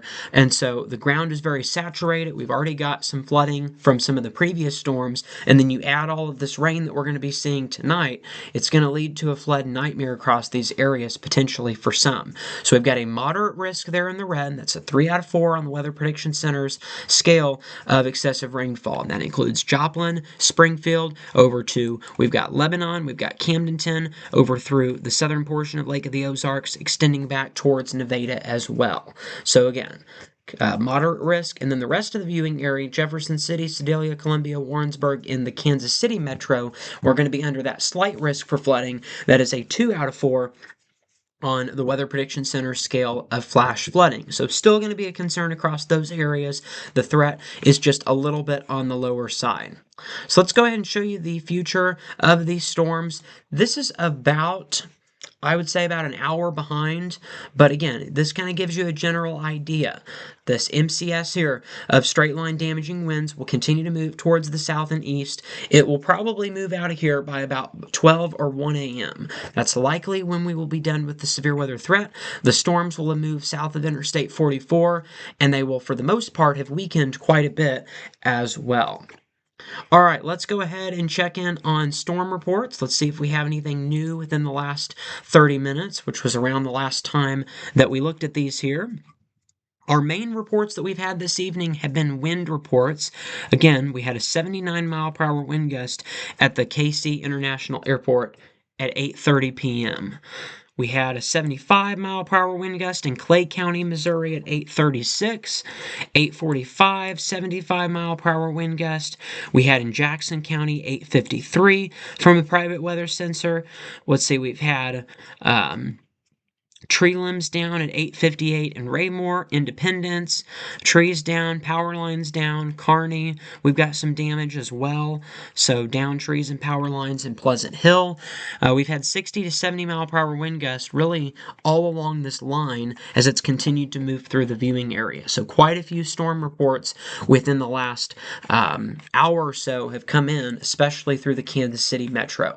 Let's go ahead and look at power outages here. We are now up to 18,000 customers in the state of Kansas. Not a whole lot of changes with that, but in the state of Missouri, we are now at 64,000 customers without power.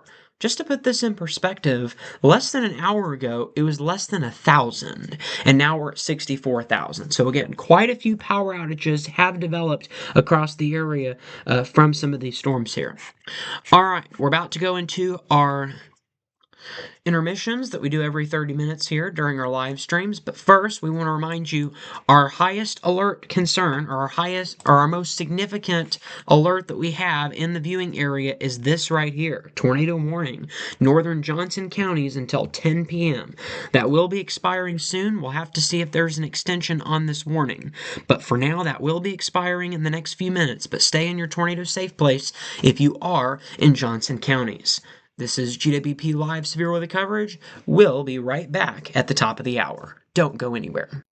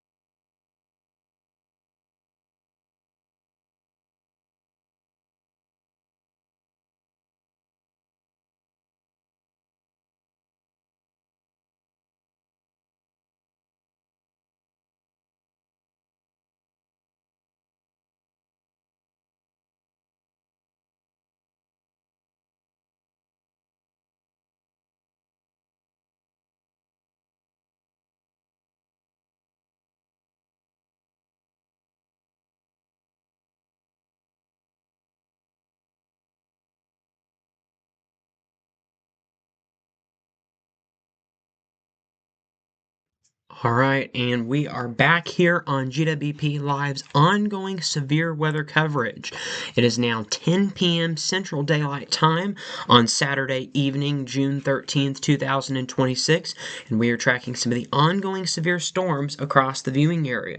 We just had a new severe thunderstorm warning that was issued along this line that moved through Kansas City, producing 80-mile-per-hour winds.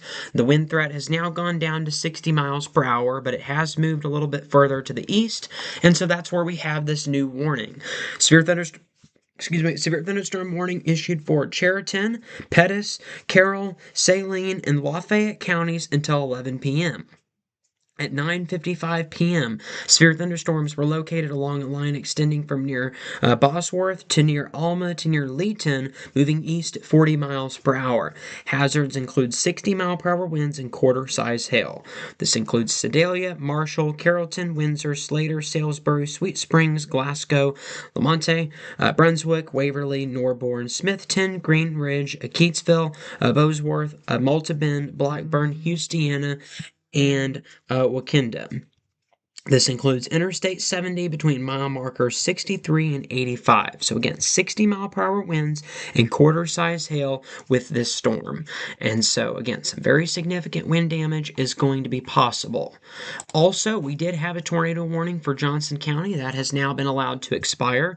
I haven't seen any signs that they're going to extend the warning, so it appears that we have lost the tornado threat with this storm. Let's go over to the velocities just to see what we've got. We've still got a little bit of rotation around Valley City, so we'll continue to watch this, but I think the main tornado threat has left this storm, and so that is why it's been replaced with a severe thunderstorm warning. But again, severe thunderstorm warning, it goes over to US 65. We've got Sedalia, Sweet Springs, Houstoniana. We've got Knob Noster next in line. Concordia is getting hit pretty good right now. And so again, when we look at the different winds here, definitely seeing some pretty strong winds along the leading edge of this line of storms here. Let's go ahead and let's see. We're a little bit far out on that radar site, so we're just bouncing between different radars. So again, still some pretty strong winds, but again, at least that tornado warning has been allowed to expire in Johnson counties. But still, some pretty strong winds moving into Warrensburg right now. Fayetteville's getting hit pretty good. Concordia, but next in line is going to be Houstoniana, Lamont, Knob Noster, and Sweet Springs on the west side of US 65. US 65, including Sedalia and Marshall, are under this warning, but right now the main concern is on the west side of US 65. So 60-mile-per-hour winds will be possible out of these storms. All right, now let's go a little bit further to the south. We still have 3 severe thunderstorm warnings along US 69. This is also along the Missouri-Kansas border. We've still got a severe thunderstorm warning for Miami and Lynn counties until 10:15 for 60-mile-per-hour winds and quarter-size hail. Then in Bourbon and Crawford counties, we have a severe thunderstorm warning until 10:30 p.m. Multiple reports of 60 to 70 mile per hour winds have been reported.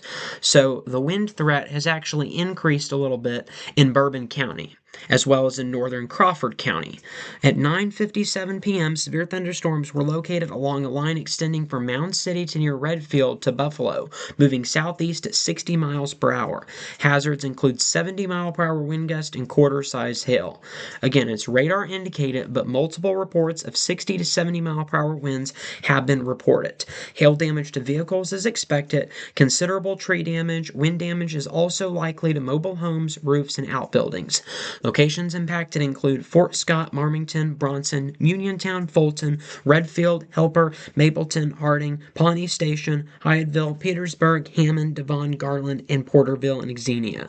So again, this is a dangerous situation as these storms have already caused widespread tree damage as well as a lot of other damage across southeastern Kansas so far this evening.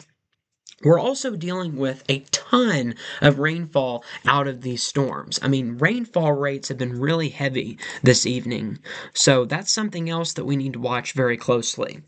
So, but 70-mile-per-hour winds are going to be possible, so that's a little bit on the stronger side from what we've seen. And then we still have Crawford County under a severe thunderstorm warning for 60-mile-per-hour winds and quarter-size hail until 10:30 p.m. All right, let's go ahead and look at the velocities. And we're going to have to bounce around a few times before we can get a radar site that's pretty good, that shows it really well. It's right in here. Redfield, it's west of Fort Scott right now, is really the worst of the winds. And so we're kind of right in between radar sites. So it's difficult to see what we're dealing with because we've got so many different radar sites around the same area. Okay, I'm not liking this right there.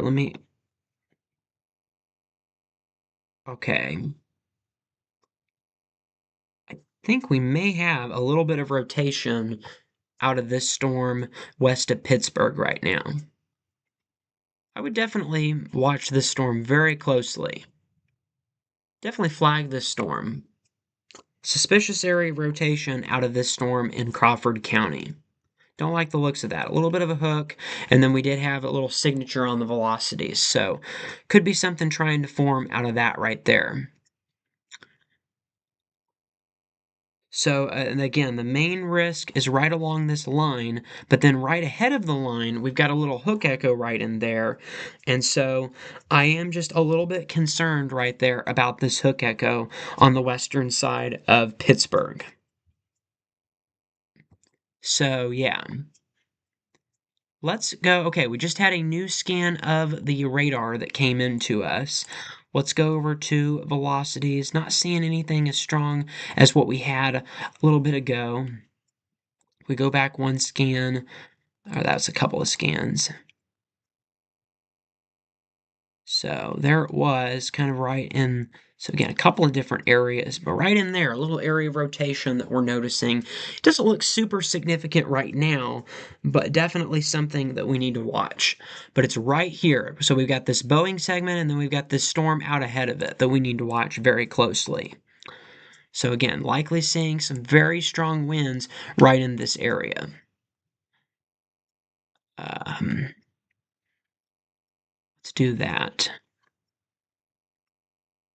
So trim in here to get the best look at this storm as we can. But again, it's very close to multiple different radar sites, so it gets a little bit fuzzy when you're right in between radar sites. Because this part of the warning, this is Topeka, this is Pleasant Hill, this is Wichita back in here, but then we've also got Tulsa, and then we've got Springfield. So we've got five different radars that we're looking at right now. So I'm trying to bounce between the different ones and see which one is the closest to the storm in Bourbon County right now. So again, some pretty strong winds moving into that area. So again, right along this leading edge, we're likely seeing some strong winds. It's a little bit difficult to see right now. And all right, we just had a couple new warnings that were issued, so I want to get to those. First, we have a new warning that was issued for Bates, Cass, and Henry counties. So like I said, eventually this line was going to completely fill in, and now we have gotten to that point in the process. New severe thunderstorm warning for Cass, Henry, and Bates County until 11:15 p.m. At 10:03 p.m., severe thunderstorms were located along the line extending from near Chillouee to near Archie to near Lacayon to Fulton, moving east at 30 miles per hour. Hazards include 60-mile-per-hour wind gust and quarter-size hail. Hail damage to vehicles is expected. Wind damage to roofs, sidings, and trees will also be possible. Locations impacted include Clinton, Butler, Windsor, Adrian, Garden City, Rich Hill, Archie, Drexel, Yurch, Calhoun, Deepwater, Montrose, Creighton, Hume, Cole, Amsterdam, Rocketville, and Brownington. This includes Interstate 49 between 118 and 150. So a radar indicated threat for 60-mile-per-hour winds and quarter-size hail. Again, that is in Bates County as well as Henry and southeastern Cass counties, now under a severe thunderstorm warning that remains in effect until 11:15 for 60-mile-per-hour winds and quarter-size hail. And so we see some of these little hail cores in there, like we've got one just to the south of Warrensburg, another one right here around the Creighton area, and then right along the leading edge, some very strong winds are also going to be possible. So let's go ahead and switch over to the radar in Pleasant Hill. So first, we're going to check for hail out of this storm. Looks like we've definitely got some hail on the Kansas side, but not a whole lot of hail right now. So hail is kind of a lesser threat. The main concern is really going to be the strong winds. Definitely seeing some strong winds moving into Hume as well as into Butler, right along this line towards Sedalia. So straight line damaging winds right in here. We've got Leeton, we've got Yurch. Clinton is going to be up next, as well as into Tightwad and Windsor. Windsor, you're definitely next in line for some of the strong winds. And then Butler over to Walnut, as well as into Pleasanton, and then over to Hume and Prescott, dealing with some pretty strong winds. So again, new severe thunderstorm warning has been issued for Bates, Henry, and Cass counties, 60-mile-per-hour winds and quarter-size hail. So it is a little bit on the lesser side, but still, it's severe enough to where it could cause damage, again, to roof sidings, trees, and vehicles. So 60-mile-per-hour winds, quarter-size hail, although the wind appears to be the bigger concern out of this particular warning. All right, so let's move back over. We also had a new warning that was issued. We had a new warning that was issued a little bit south of there as well. So still getting some new information on that warning.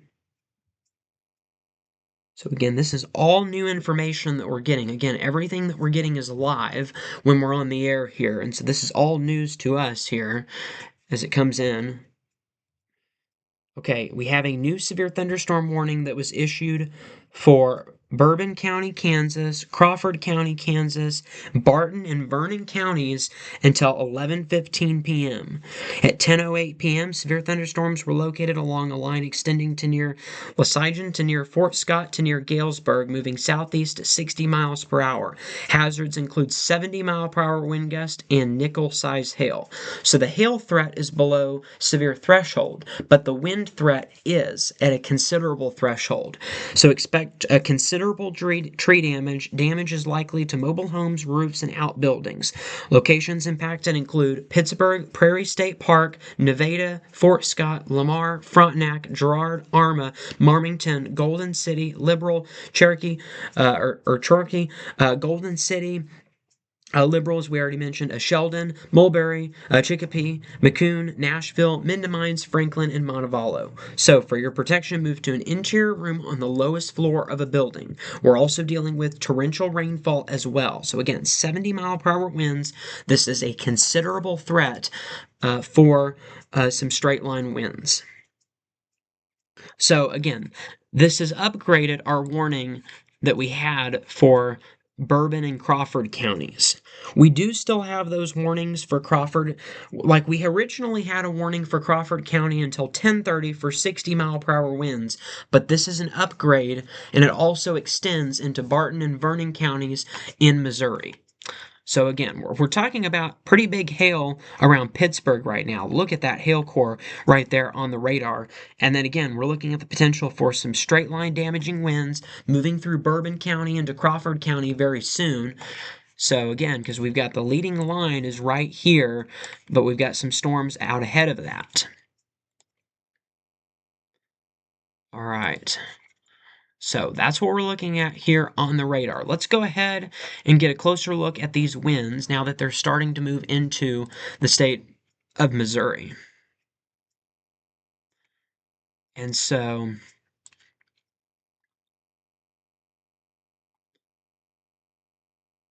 things are a little bit fuzzy here on the radar. So it's a little bit difficult to see exactly where our winds are at. All right, just one second here. We're going to try to get a new tool out here.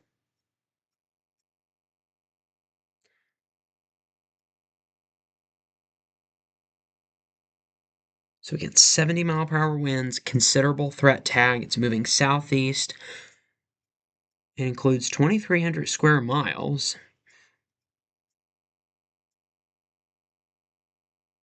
So again, 70-mile-per-hour winds. That's going to be the big concern here over.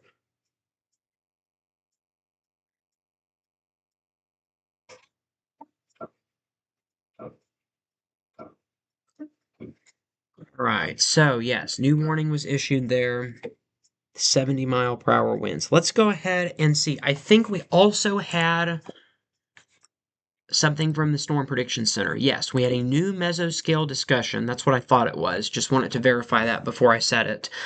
New mesoscale discussion concerning our severe thunderstorm watch. We're looking at peak winds of 80 miles per hour, EF1, EF0, EF1 tornadoes, and golf ball size hail. So, large cluster of thunderstorms will likely organize into bowing structures. So, that from a mesoscale discussion.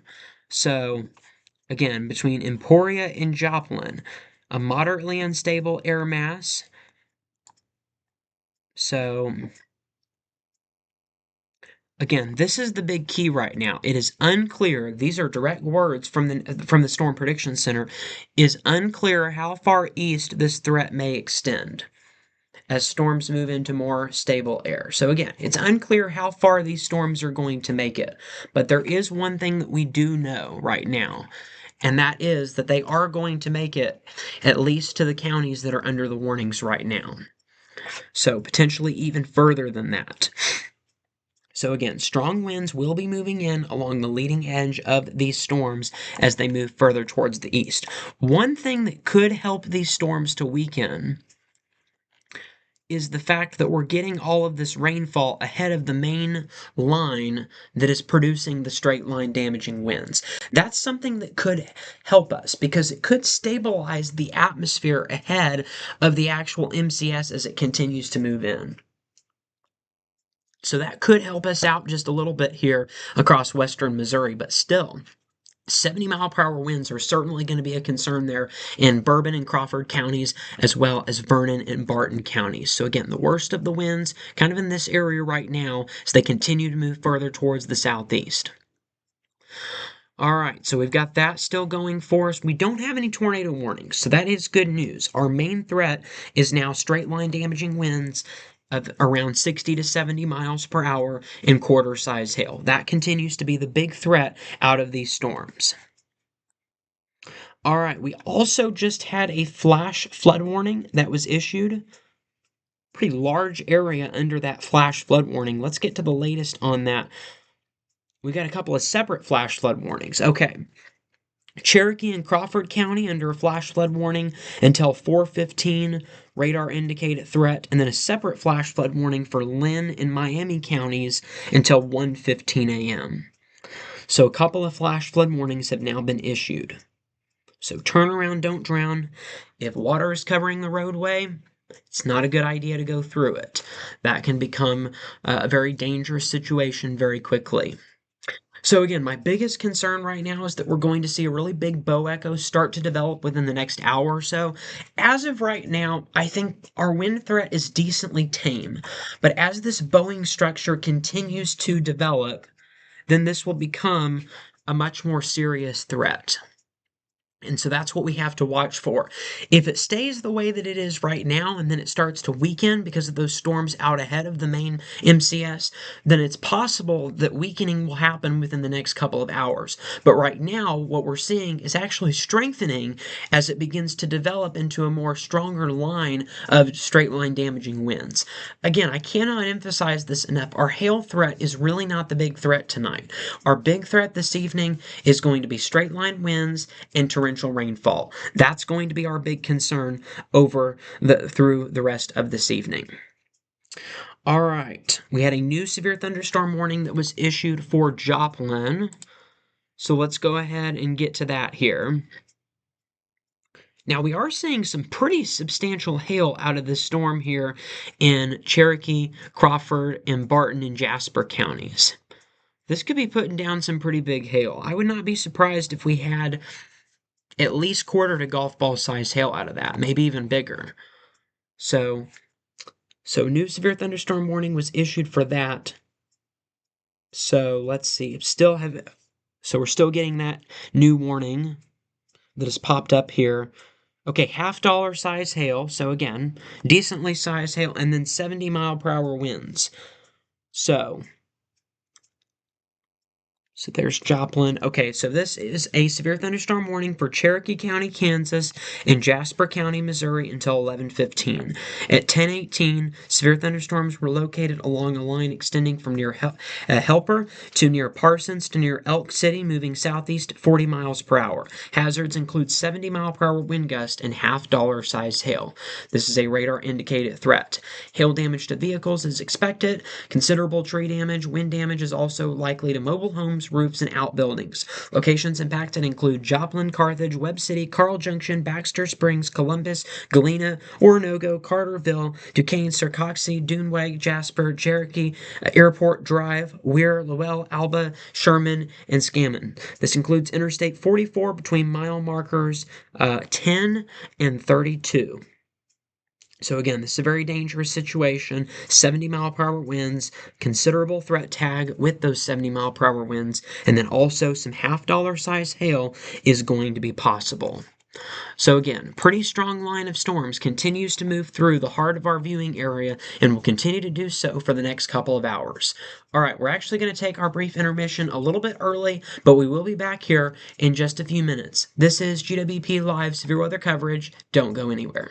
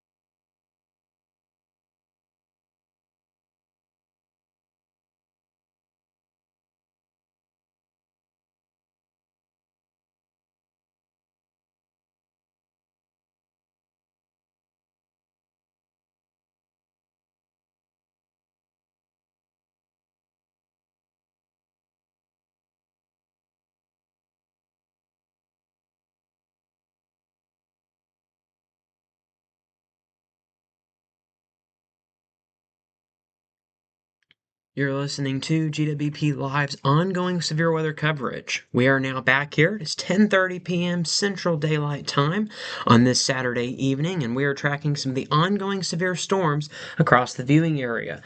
Before we went into the brief intermission, we had a new severe thunderstorm warning that was issued for Cherokee County in Kansas and Jasper County in Missouri for 70-mile-per-hour winds and half-dollar size hail.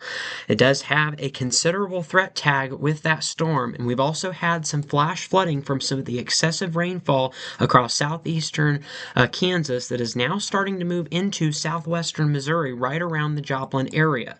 We've also had a couple of warnings that have now been issued along Interstate 49, and then not too long ago we had a new warning that was issued for Cass, Henry, and Bates counties until 11:15 p.m. So really just all along this line, extending all the way from Interstate 70 down to Interstate 44. Through the heart of the viewing area, we now have severe thunderstorm warnings.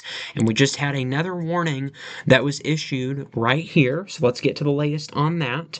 Goes all the way out to Versailles. We've got Benton and Morgan counties under a new severe thunderstorm warning until 11:30 p.m. At 10:25, severe thunderstorms were located along a line extending from 8 miles northeast of Malta Bend to 7 miles north of Sedalia to near Windsor, moving east at 40 miles per hour. The 60-mile-per-hour winds are going to be possible with this storm, so damage to roof sidings and trees will be possible. Locations impacted include Lake of the Ozarks, Truman Lake, Versailles, Lincoln, Cole Camp, Stover, Barnett, Syracuse, into Rocky Mount, as well as Florence, Brandon, and Crokerville, and Edmondson. So if you're in any of those areas, which is just to the south and east of US 50 and along and east of US 65, you are under a severe thunderstorm warning until 11:30 p.m. Just to the north of that, we still have a severe thunderstorm warning that remains in effect for Lafayette counties. Well, it looks like we just had that warning expire. So let's go ahead and get the latest here on that warning.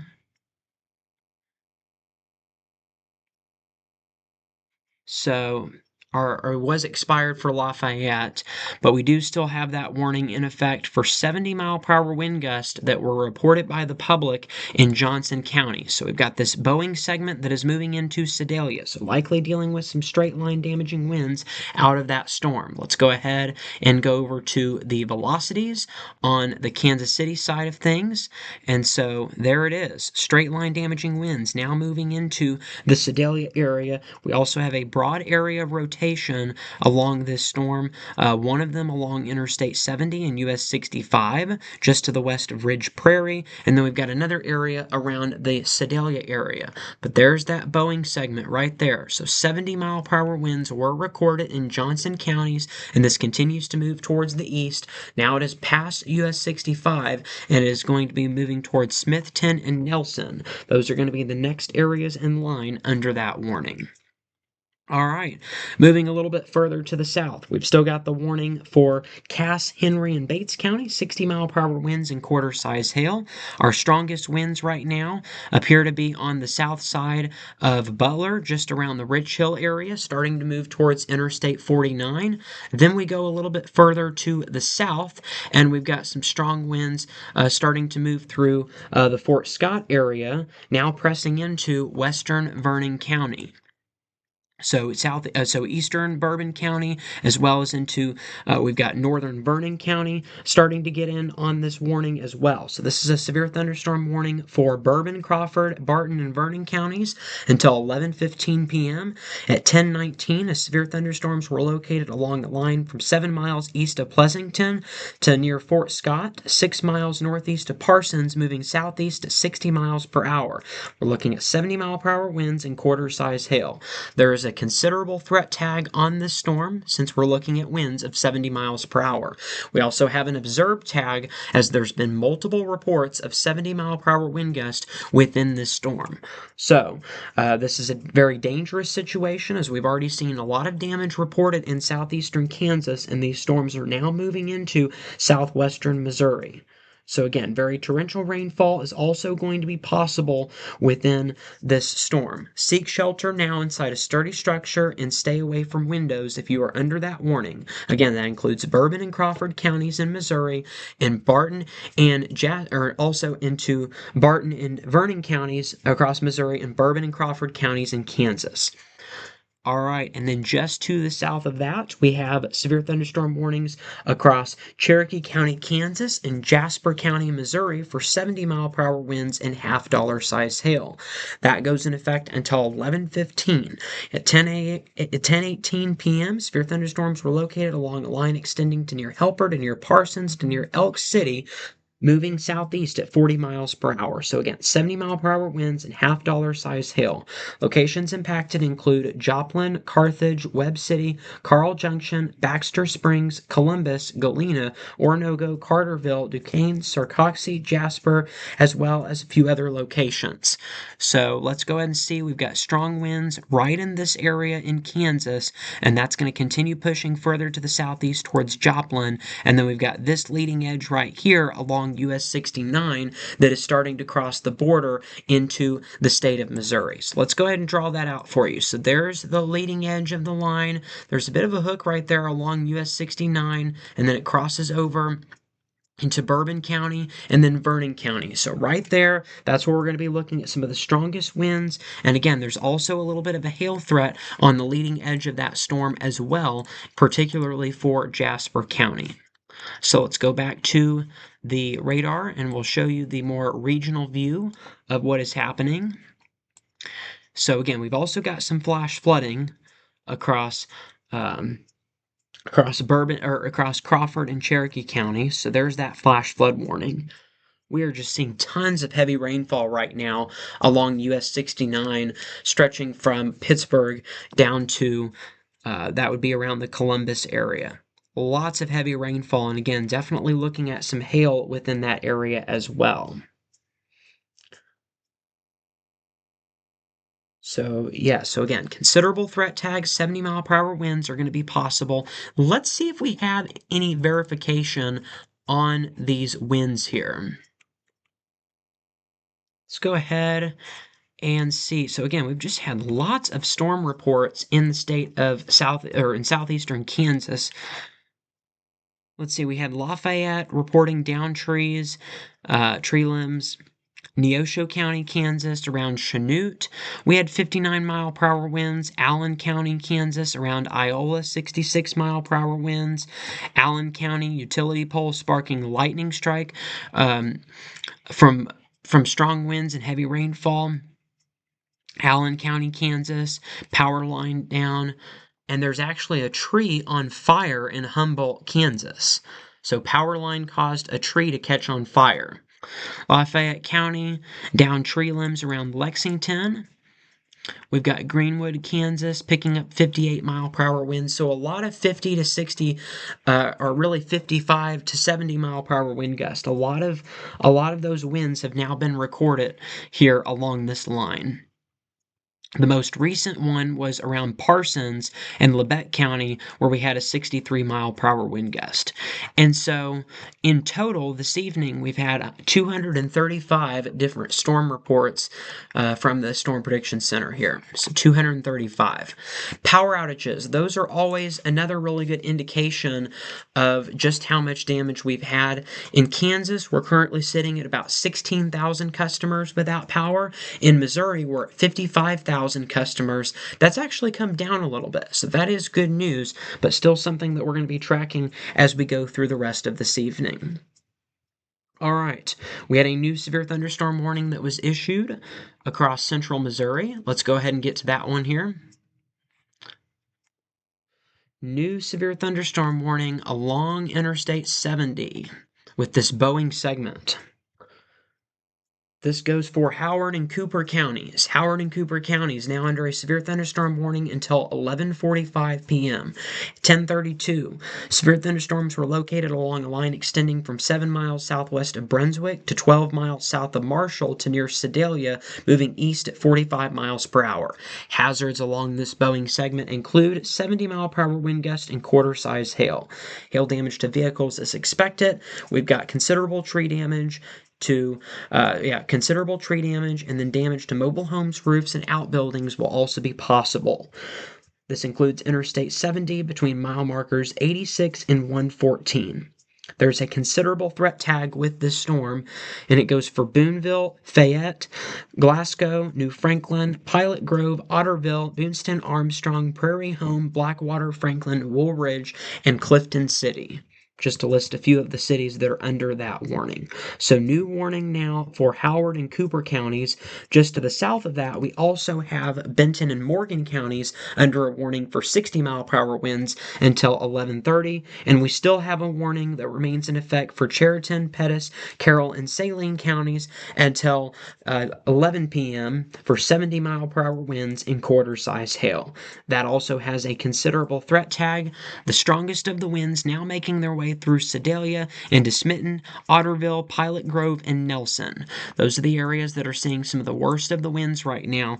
This will soon be moving towards Arrow Rock, New Franklin, Boonville, and into Syracuse as well. So those areas will be next in line for 70-mile-per-hour straight-line damaging winds. All right, we just had another new severe thunderstorm warning that was issued to the east of Nevada along US 54. This goes for Osceola and El Dorado Springs. New severe thunderstorm warning. This goes for Cedar and St. Clair counties until 11:30 p.m. At 10:30 p.m., severe thunderstorms were located along a line extending from near Butler to 7 miles southeast of Rich Hill to 6 miles southwest of Nevada, moving east at 45 miles per hour. Hazards include 60-mile-per-hour wind gust and penny-size hail. This includes Stockton Lake, Truman Lake, Stockton Lake State Park, El Dorado Springs, Stockton, Appleton City, Osceola, Lowry City, Jericho Springs, Collins, as well as Bear Creek and Olympia. So 60-mile-per-hour winds, penny-size hail under that new warning that was issued for Cedar and St. Clair counties until 11:30. And so again, here's the leading edge of the storms that are now continuing to press their way further towards the south and east. All right. Big time storms moving through the Joplin area right now. Severe thunderstorm warning remains in effect for Cherokee County in Kansas and Jasper County, Missouri. 70-mile-per-hour winds and half-dollar size hail. We've got a bunch of hail on the north side of Oronogo right now. So some pretty big hail across that area. That will soon be moving into Carthage as well as Jasper along US 71, Interstate 49. And then we do still have a warning that remains in effect for Bourbon and Crawford counties in Kansas, Barton and Vernon counties in Missouri for 70-mile-per-hour winds and quarter-size hail. That remains in effect until 11:15 p.m. And again, there is a considerable threat tag on that warning. All right, we just had another new severe thunderstorm warning for Montauk County that was issued. Go ahead and get to that one now.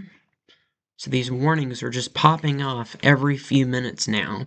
So along US 50, a new severe thunderstorm warning has been issued for Montauk County until 11:45. At 10:40 p.m., severe thunderstorms were located along a line from 33 miles northwest of Rocheport to 29 miles west of Tipton, moving southeast at 45 miles per hour. 60-mile-per-hour winds are going to be possible. This includes Tipton, Clarksburg, California, and Jamestown, and High Point and Sandy Hook. 60-mile-per-hour winds till 11:45. Tipton, California, along US 50, California, Missouri, as I always clarify, and then Jamestown under that warning until 11:45. So, and then we also had a warning, so 70-mile-per-hour winds for Howard and Cooper counties, 60-mile-per-hour winds in Montauk counties, We've got 60-mile-per-hour winds in Morgan and Benton counties, and then we still have one for 70-mile-per-hour winds in Carroll, Saline, Chariton, and Pettis counties. We've got Bates County and Henry counties under a warning for 60-mile-per-hour winds till 11:15. St. Clair and Cedar counties till 11:30 for 60-mile-per-hour winds. Bourbon, Crawford, Vernon, Barton counties till 11:15 for 70-mile-per-hour winds and quarter-size hail. Cherokee County, Kansas, and Jasper County, Missouri for 70-mile-per-hour winds and half-dollar size hail until 11:15.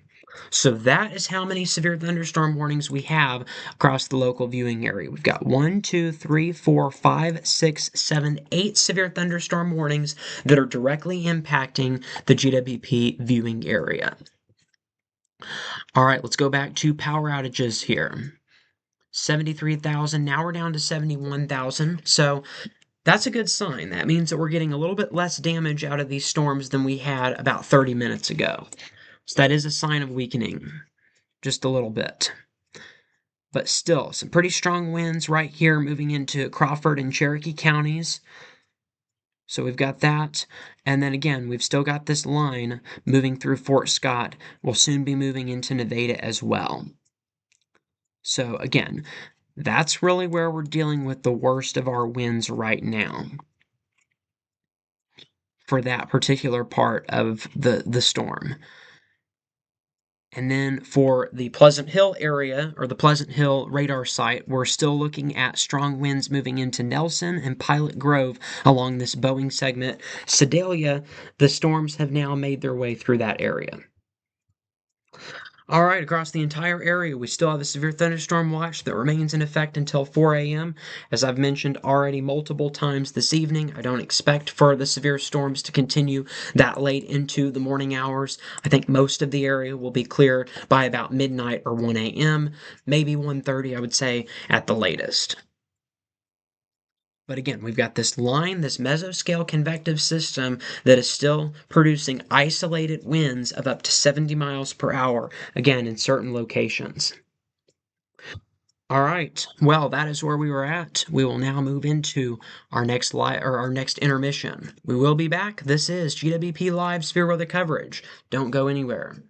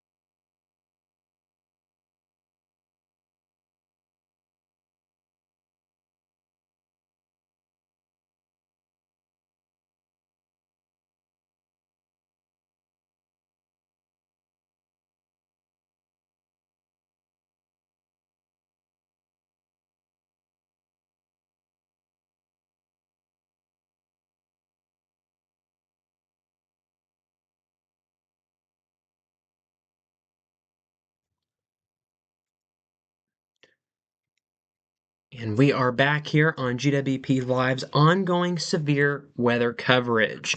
It is now 10:53 p.m. Central Daylight Time on this Saturday evening.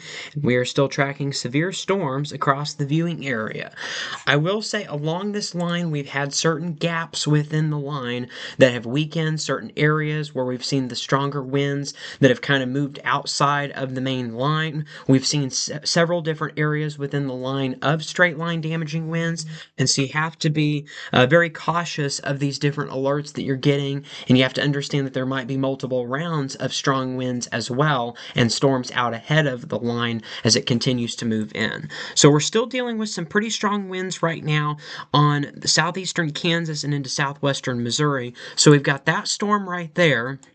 And then again, a little bit of a gap in the action that we're dealing with right now here across our central counties, and then our northern counties, a bowing segment that continues to move further towards the west across Sedalia, and then now it's starting to move right along US 50 as well as along Interstate 70, continuing to move eastbound. Jefferson City and Columbia, you are not under a warning just yet, but you are under, or you're still under that possibility as the storms continue to make their way further towards the east. All right, so let's go ahead and look at some of the winds that we're dealing with out of this storm here as it continues to push further towards the east here. We're going to switch back and forth between a few different radars so we can get a really good view of what's happening. Okay, new severe thunderstorm warning was issued in Jasper County. Just got a notification of that. So yeah, what we're starting to see happen along this line is a separation. This grouping of thunderstorms that's been moving through the Kansas City area is starting to separate from the complex, and then this southern end of the complex is starting to separate from the main line as well, and so that's giving us this weaker gap here in the center of the storms. That's what we're seeing right now within these storms. All right, let's go ahead and show you the area that is done with tonight's severe weather. So if you are anywhere in the circle that I'm about to draw, then you are good to go for the rest of this evening. Your severe weather threat is over here in the blue area. If you are not in the blue area and you're in the viewing area, you are still at risk of severe weather that's either ongoing or is going to be occurring within the next couple of hours. So you'll want to have a way to continue to get those alerts.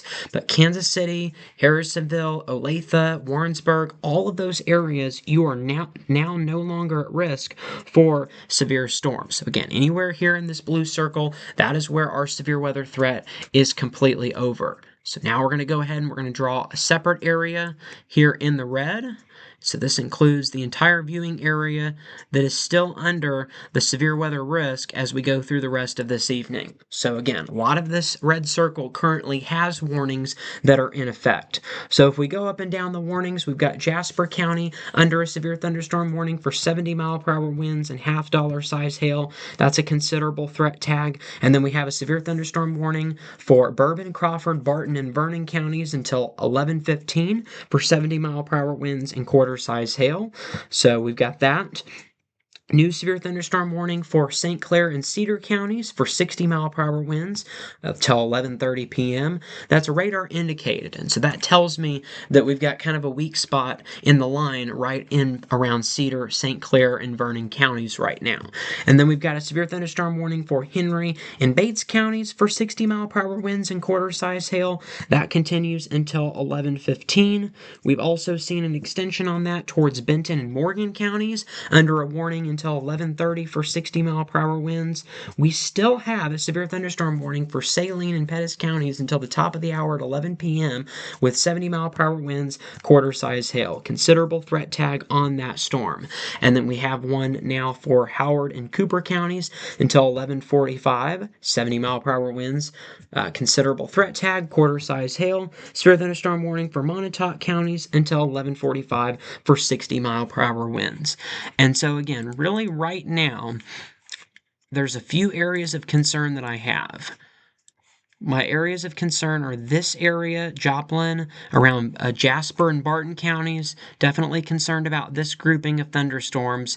And then also this bow echo here just to the west of Columbia and Jefferson City, and really you could extend that down all the way to northwest of Lake of the Ozarks.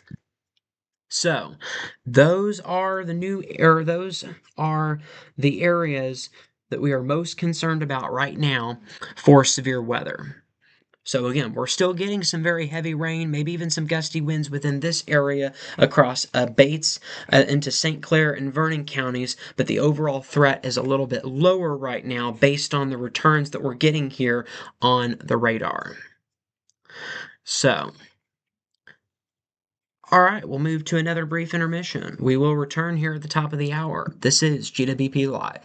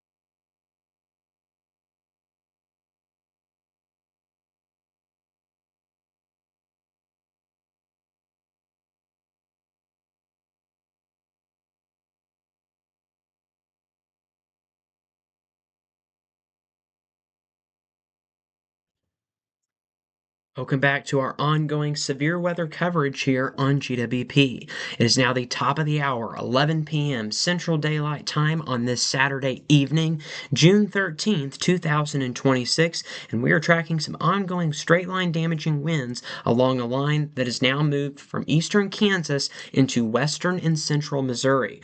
We have multiple active severe thunderstorm warnings across the area. If you were to count them in total, we have 10 severe thunderstorm warnings in effect across the local viewing area.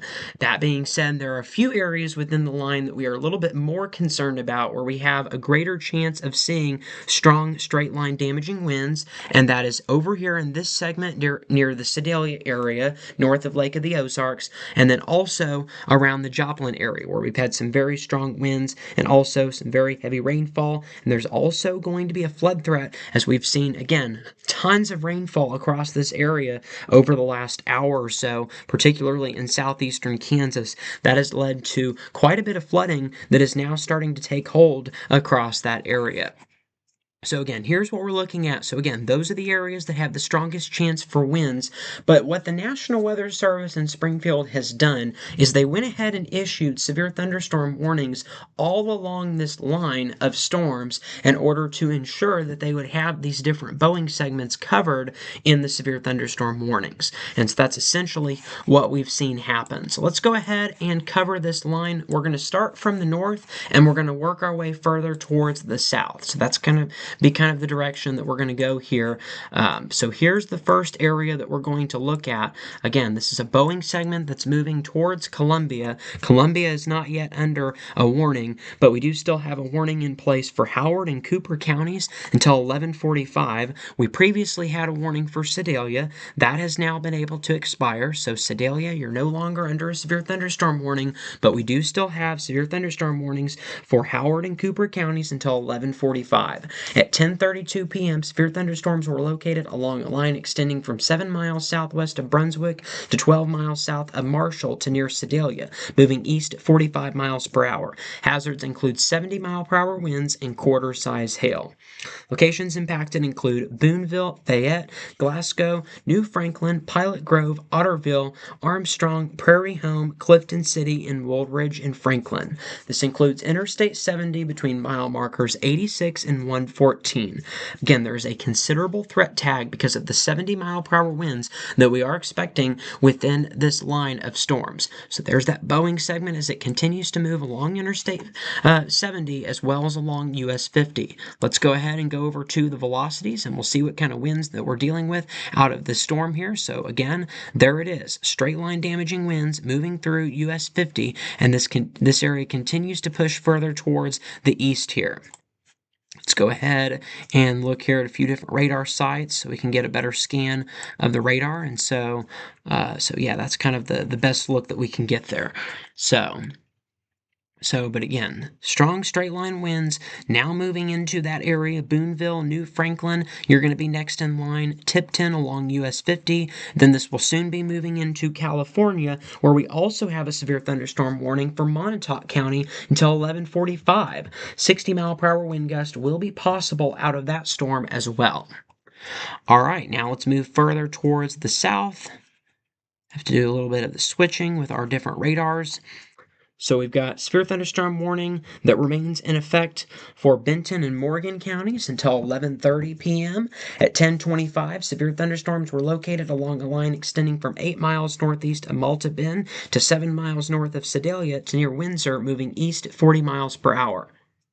Hazards include 60-mile-per-hour wind gusts. Damage to roofs, sidings, and trees will be possible. Locations impacted include Lake of the Ozarks, Truman Lake, Versailles, Lincoln, Cole Camp, Stover, Barnett, Syracuse, Grovis Mills, Rocky Mount, Florence, Brandon, and Crokerville, and Edmondson. So 60-mile-per-hour winds are going to be possible. Overall, the severe risk does look a little bit lower with these particular storms, but still some straight-line damaging winds of up to 60 miles per hour will be possible, especially on this leading edge of the storm. So Stover, the storms are starting to move towards your area. Versailles and into Gravis Mills will be next in line for these strong storms. So again, south of US 50, the threat is for 50 mile per hour or for 60 mile per hour winds. North of US 50, the winds are going to be a little bit higher of around 70 miles per hour that are going to be possible. That can cause just a little bit more damage. But again, Sedalia, you're no longer under a warning. That hasn't disappeared yet, but severe thunderstorm warning around the Sedalia area has now expired. All right, let's go a little bit further to the south and west here along this line. Severe thunderstorm warning remains in place for Cedar and St. Clair counties until 11:30 p.m. At 10:36, severe thunderstorms were located along a line extending from near Butler to 7 miles southeast of Rich Hill to 6 miles southwest of Nevada, moving east at 45 miles per hour. Hazards include 60-mile-per-hour wind gust and penny-sized hail. Damage to roofs, sidings, and trees are going to be expected.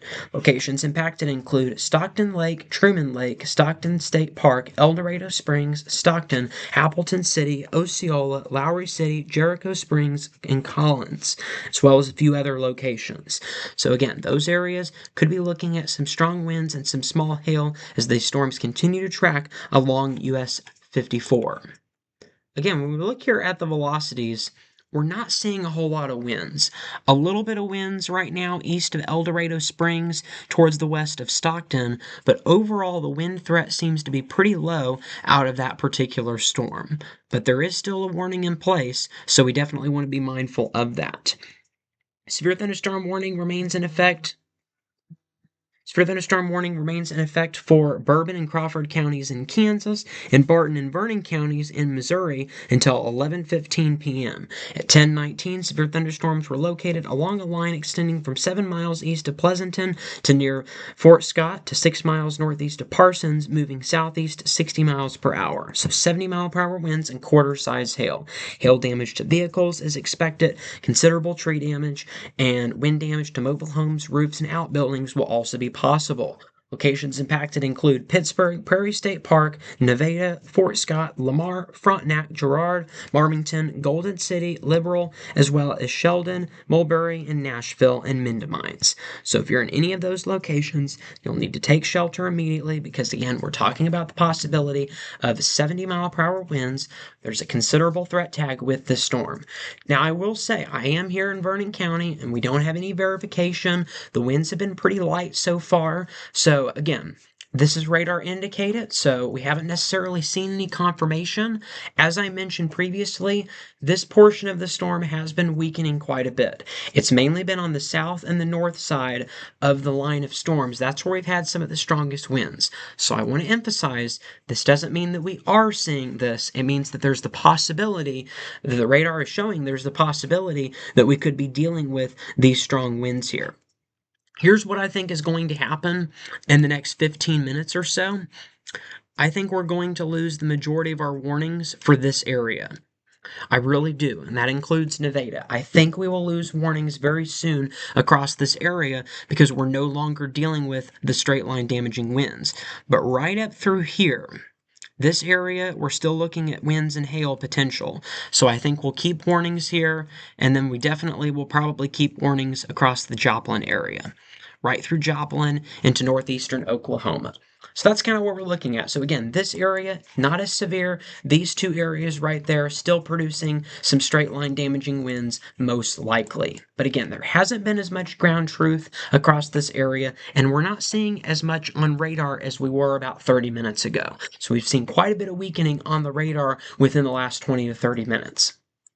All right, let's go a little bit further to the south. We've still got more severe thunderstorm warnings further to the south. Cherokee and Jasper counties, severe thunderstorm warning until 11:15. At 10:18, severe thunderstorms were located along a line extending from near Helper to near Parsons to near Elk City, moving southeast at 40 miles per hour. 70-mile-per-hour winds and half-dollar size hail are going to be possible. With those 70-mile-per-hour winds, we're going to be looking at a considerable threat tag. So, and again, there is a little bit more ground truth to what we're seeing on the radar with these storms than what we were seeing with the other storms in central Missouri. Okay, it looks like we also had a flash flood warning that was just issued. Again, we are seeing a ton of rainfall in southern Barton County, northern Jasper County, and then Cherokee and Crawford counties. We are just seeing a ton of rainfall across that region. Let's see if we can get some rainfall totals. Around Joplin, we have already seen 1 to 3 inches of rainfall, with an additional 1 to 3 inches of rainfall possible.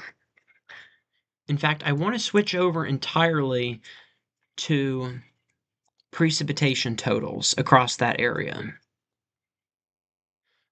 1 hour accumulation. Wow, look at that here. We are talking about, the radar is estimating that we've picked up 3 inches of rainfall in Jasper County within the last hour. Now again, further to the north, we haven't seen as much rainfall. Probably only about an inch or two, which is still a significant amount of rain in an hour, but not nearly as much as what we're seeing further to the south, where we're looking at 3 to 4 inches of rainfall just within the past hour across this area. So certainly going to be a flood threat across northern Jasper County as well as into southern Barton County. And then again, the winds out of this storm are pretty significant as well. Certainly significant here across northeastern Oklahoma, extending back into Joplin.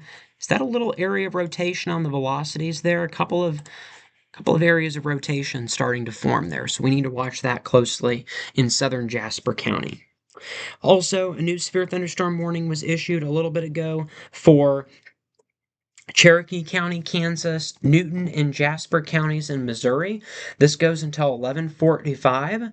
At 11:05, severe thunderstorms were located along a line extending from near Carterville Carterville, to near Shoal Creek Drive to near Commerce, moving southeast at 75 miles per hour.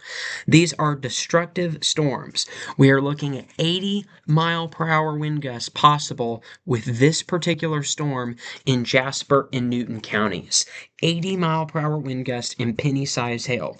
Locations impacted include Joplin, Carthage, Neosho, Webb City, Carl Junction, Baxter Springs, Galena, Oronogo, Seneca, Granby, Carterville, Duquesne, Sarcoxie, Diamond, as well as into Airport Drive, Leawood, and Silver Creek and Fairview. This includes Interstate 44 between mile markers 0 and 32.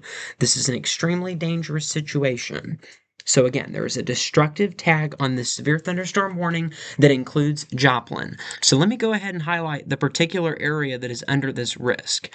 It's right in here. This warning right here, we're looking at the potential of 80-mile-per-hour winds moving into Miami, Oklahoma, and starting to move into Joplin within the next couple of minutes there. So again, potentially looking at some very serious winds here. Again, upwards of 80 miles per hour now moving into the city of Joplin. And wow, look at the latest scan here of the velocities. Seeing some very significant winds, likely causing significant damage in the southern side of Joplin right now. So Joplin is being hit really hard right now with 80-mile-per-hour winds. So again, there is a destructive tag on this storm. There's been a little area of rotation on the east side of Joplin as well, where if we were to see a tightening, then we could potentially even see a brief spin-up tornado out of that line. But again, some very significant winds are now moving into Seneca, will be next in line. We've got Granby, and then everywhere on the east side of Joplin. So we've got Diamond, we've got Fidelity as well, Sarcoxie, Carthage, Avila, all of those areas looking at the potential for 80-mile-per-hour winds. So again, some very significant winds are now moving into Joplin and points further towards the east of there, as well as the southeast as well. So again, some very significant winds will soon be moving into Joplin. Make sure that you are ready for this storm if you are there in Jasper County. Again, likely some of the most significant winds that we've had so far this evening across that area. Let's check power outages. We are at 52,000 customers. Not a whole lot of power outages yet in southwest Missouri, so yeah, we'll have to continue to keep that. We'll continue to track that very closely because, again, straight line winds appear to be developing. We don't have any confirmation of this in Joplin. Well, we actually do from a little bit ago. In Montgomery County, Kansas, there was a 79-mile-per-hour wind gust. That's part of the reason why Jasper County is under a warning with the destructive tag. So that's part of the reason why we have the destructive tag in Joplin, because we previously had 79-mile-per-hour wind gusts reported in Montgomery County, Kansas, in the Coffeyville Airport area. Okay, we had a new severe thunderstorm warning for Joplin. It's probably just an update on the previous warning.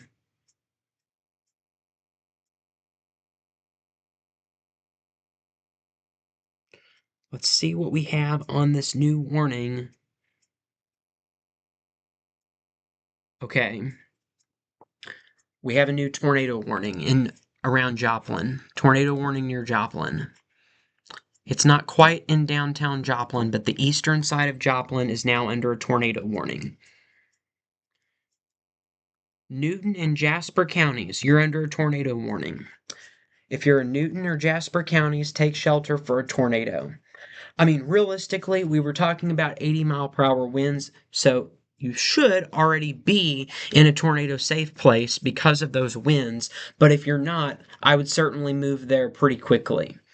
So, new tornado warning issued for Newton and Jasper counties until 11:45 p.m. At 11:13 p.m., a severe thunderstorms capable of producing a tornado was located over Duneweg or near Joplin, moving east at 40 miles per hour. This is a radar-indicated rotation.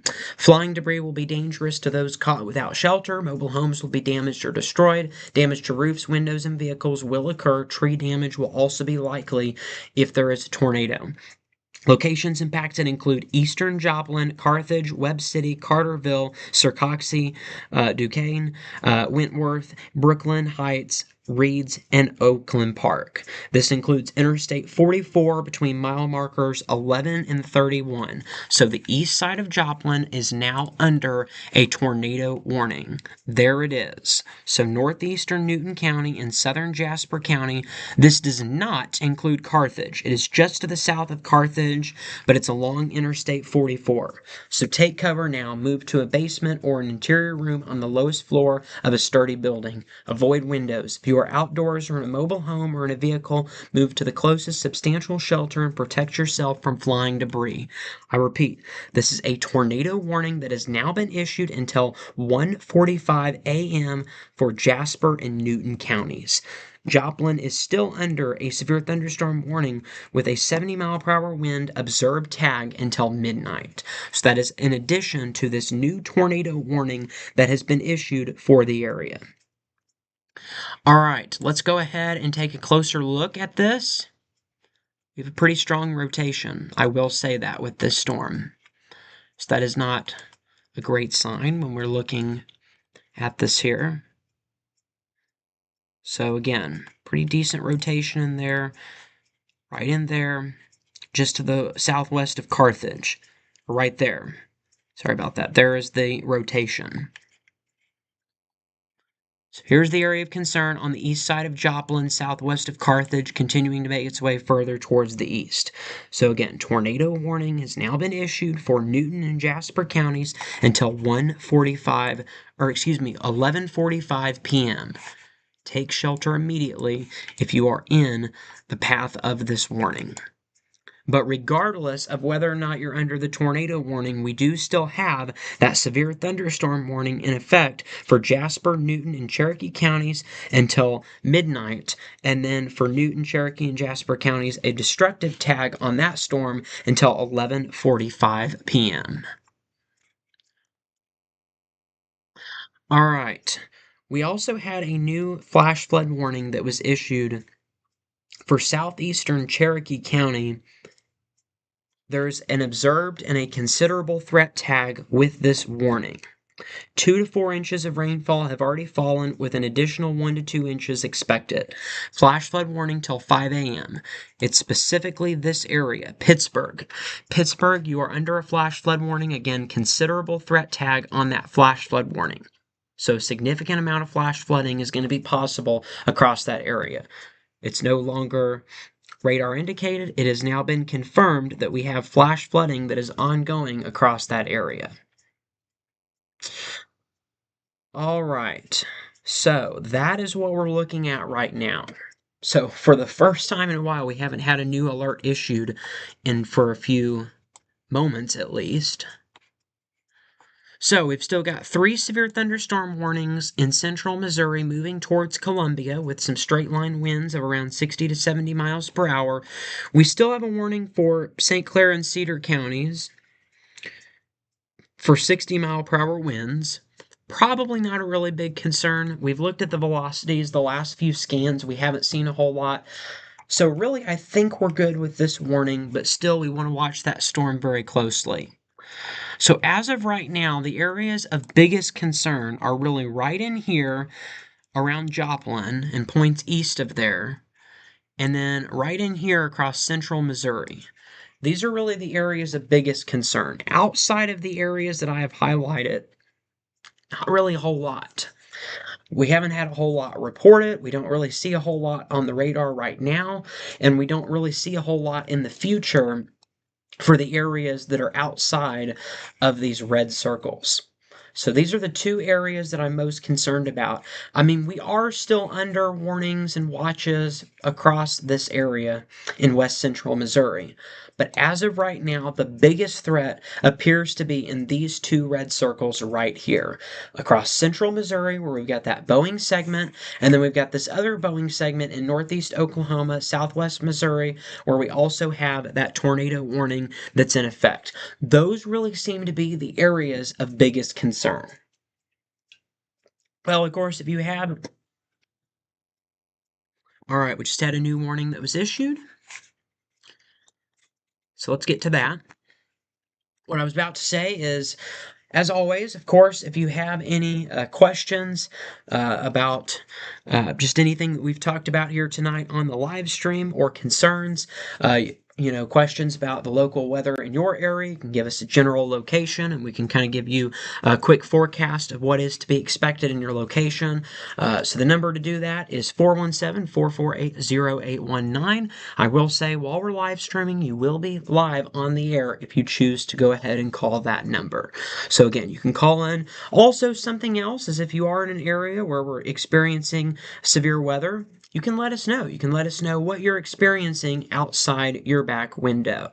So you can give us some confirmation of whether or not we're right about what we're actually saying here.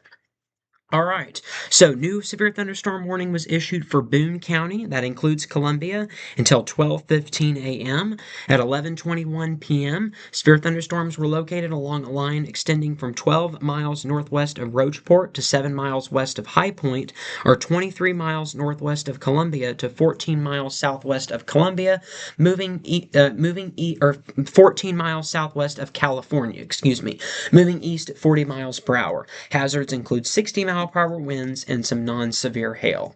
This is a radar indicated threat. Damage to roof sidings and trees will be possible.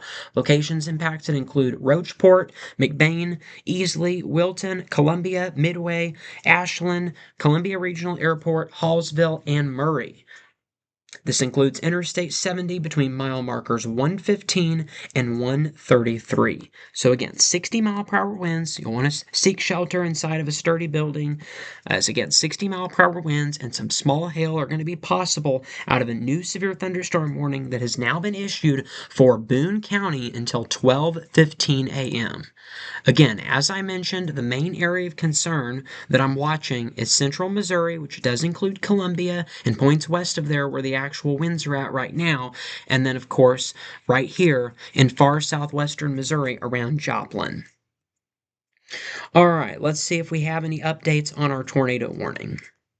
We still don't have confirmation of a tornado, so that is good news. Then again, it is pretty hard to spot this late at night. So that could be part of the reason why. Hopefully, the reason why we haven't seen tornado yet out of this storm is because it's not producing one. Let's go ahead and see what we've got here on the velocities. Still a pretty strong rotation on the southeast side of Pleasant Valley. So right in there, a little bit of rotation, continues to move further towards the east. Sircoxie and La Russell, you are going to be next in line as it continues to track right along Interstate 44. So again, tornado warning has now been issued for Newton and Jasper counties till 11:45. Radar indicated rotation. You'll want to make sure to take shelter as soon as you can. Really immediately is the best option. And then on the south side of that, we're still seeing straight line damaging winds of up to 70 to even 80 miles per hour. All right. So, we will now go into our next brief intermission. We will return at 11:30 p.m. This is GWP Live, Severe Weather Coverage. Don't go anywhere.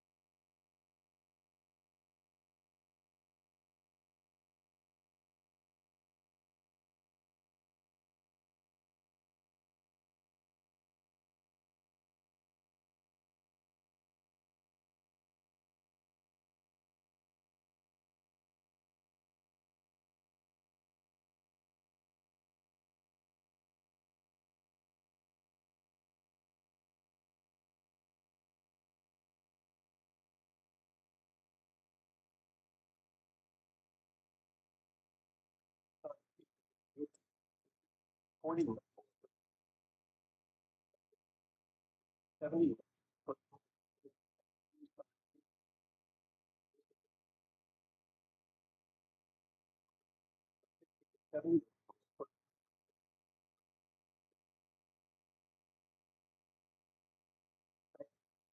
Considerable tree damage.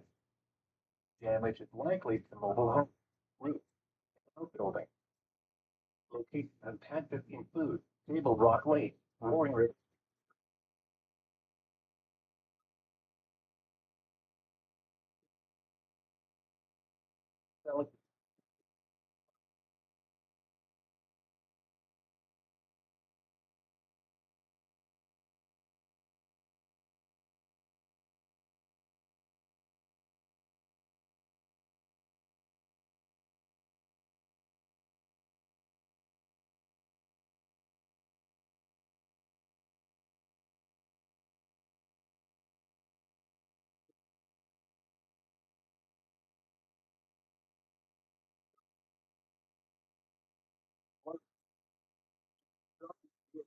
flooded roadways. Thunderstorm warning at 12:30 a.m. Central Daylight Time Sunday for the following counties in Missouri.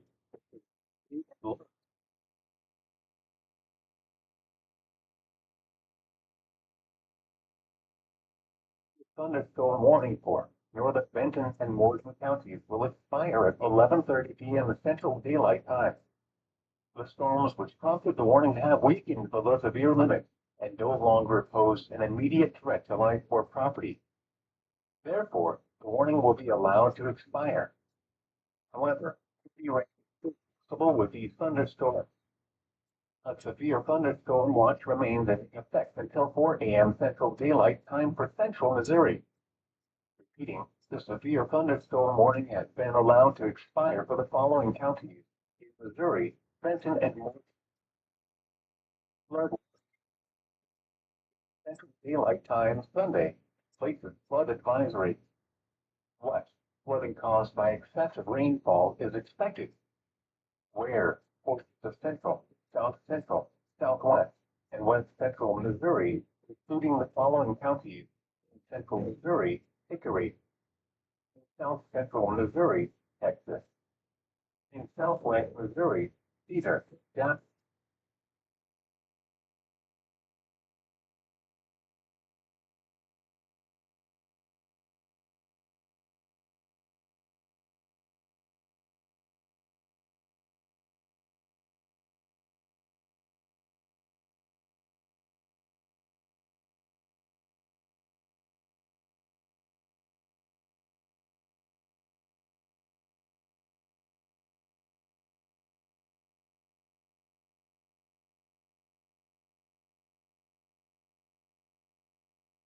We are back here on GWP Live's ongoing severe weather coverage. It is now 11:30 p.m. Central Daylight Time, and we are still tracking some ongoing severe storms across the viewing area. A tornado warning does still remain in place for Newton and Jasper counties until 11:45 p.m. So let's go ahead and get the latest information that we know here on the warning. So again, it's for northeastern Newton and southeastern Jasper counties. At 11:27 p.m., a severe thunderstorm capable of producing a tornado was located near Diamond, or 7 miles southeast of Carthage, moving east at 40 miles per hour. Joplin, you are no longer under the tornado warning, but it is a little bit further to the east. If you are in Joplin, you can now move out of your tornado safe place. But if you are in Sarcoxy, Carthage, and Wentworth, LaRussell, Reeds, and Fidelity, then you need to stay in your tornado safe place because, again, we are still looking at a broad area rotation where we could be looking at a tornado. This includes Interstate 44 between mile markers 15 and 31. So, again, move to a basement or an interior room on the lowest floor of a sturdy building and move away from windows. So, again, a radar indicated rotation. We also just had a brand new severe thunderstorm warning that was issued just to the east of the tornado warning. This goes for Barry, Lawrence, and Dade counties, a new severe thunderstorm warning until 12:30 a.m. At 11:25 p.m., severe thunderstorms were located along a line extending from near Jasper to 6 miles west of Circoxie, moving east at 40 miles per hour, 70-mile-per-hour winds, and penny-sized hail. Damage to mobile homes, roofs, and outbuildings will be possible. This includes Table Rock Lake, Roaring River State Park, Monette, Aurora, Mount Vernon, Cassville, Marionville, Pierce City, Purdy, as well as a few other areas. This includes Interstate 44 between mile markers 33 and 58. So 70-mile-per-hour winds. There is a considerable threat tag with that warning. So there's the new warning that has been issued.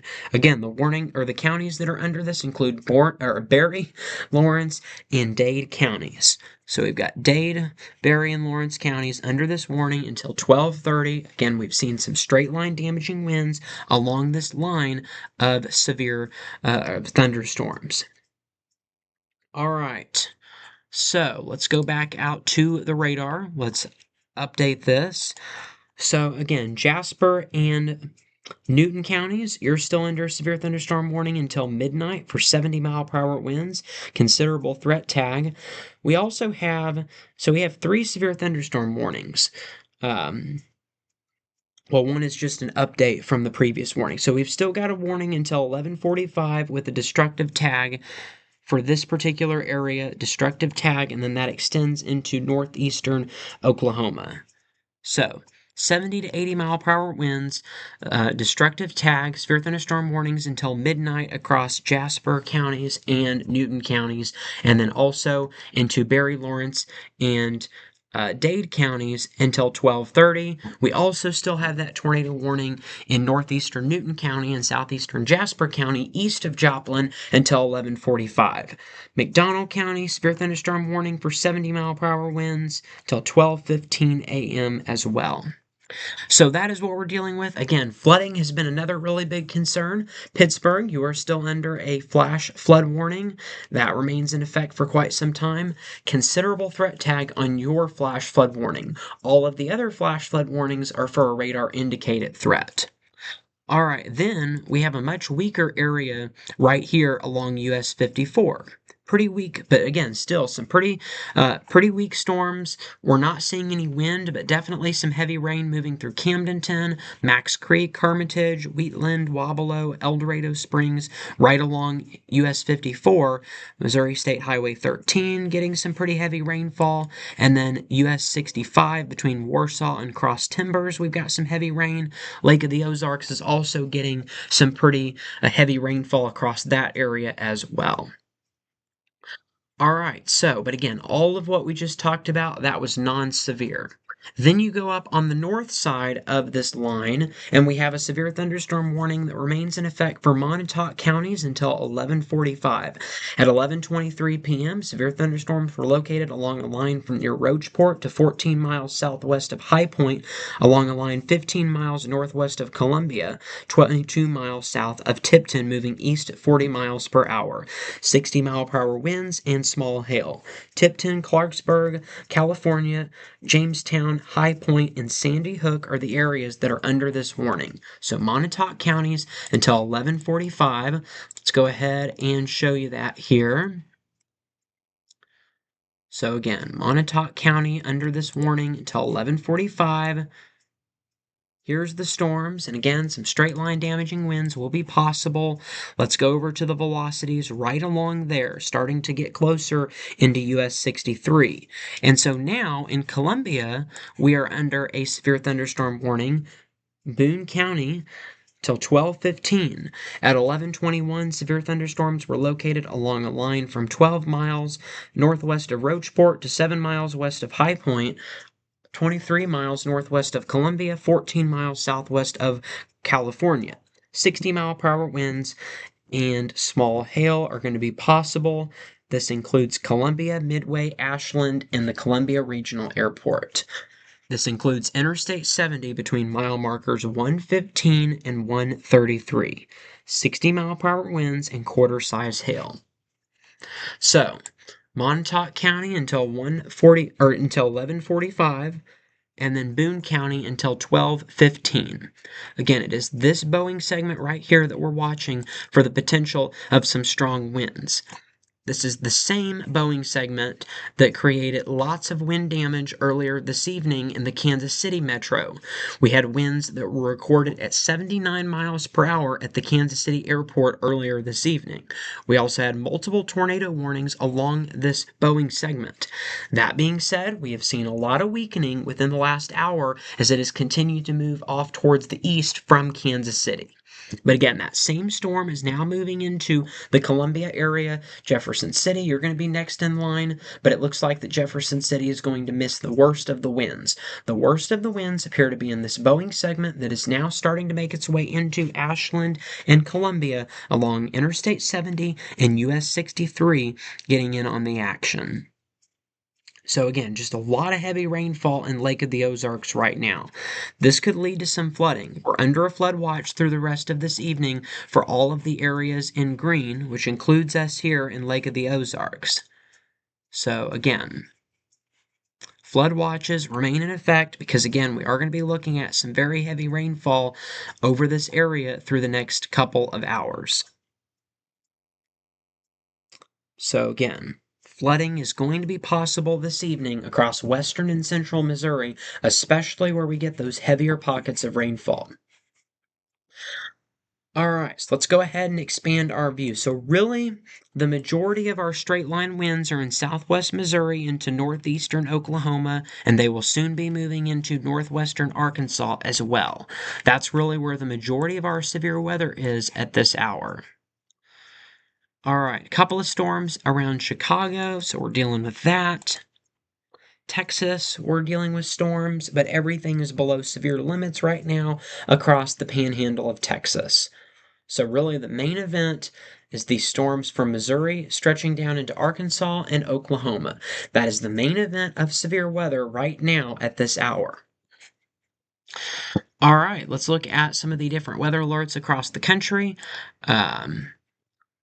That hasn't been updated there in a little bit. So severe thunderstorm watch remains in effect across southwestern Missouri until 4 a.m.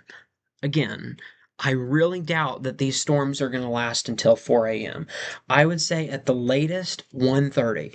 At the latest, probably closer to 12:30, and they will have moved out of our area. But we do still have that watch until 4 a.m. Winds on the higher end, 75 miles per hour, hail up to golf balls, and again, a couple of isolated tornadoes. But again, right now, based on what we're seeing, not really concerned about that as a threat. What I'm more concerned about is the flood watch that remains in effect across the area. The severe thunderstorm watch has been extended into Oklahoma and Arkansas, where we are going to have that straight line damaging wind threat as it continues to dive further to the south. So Arkansas, Oklahoma, you're going to be next in line. That watch remains in effect until around 5 a.m.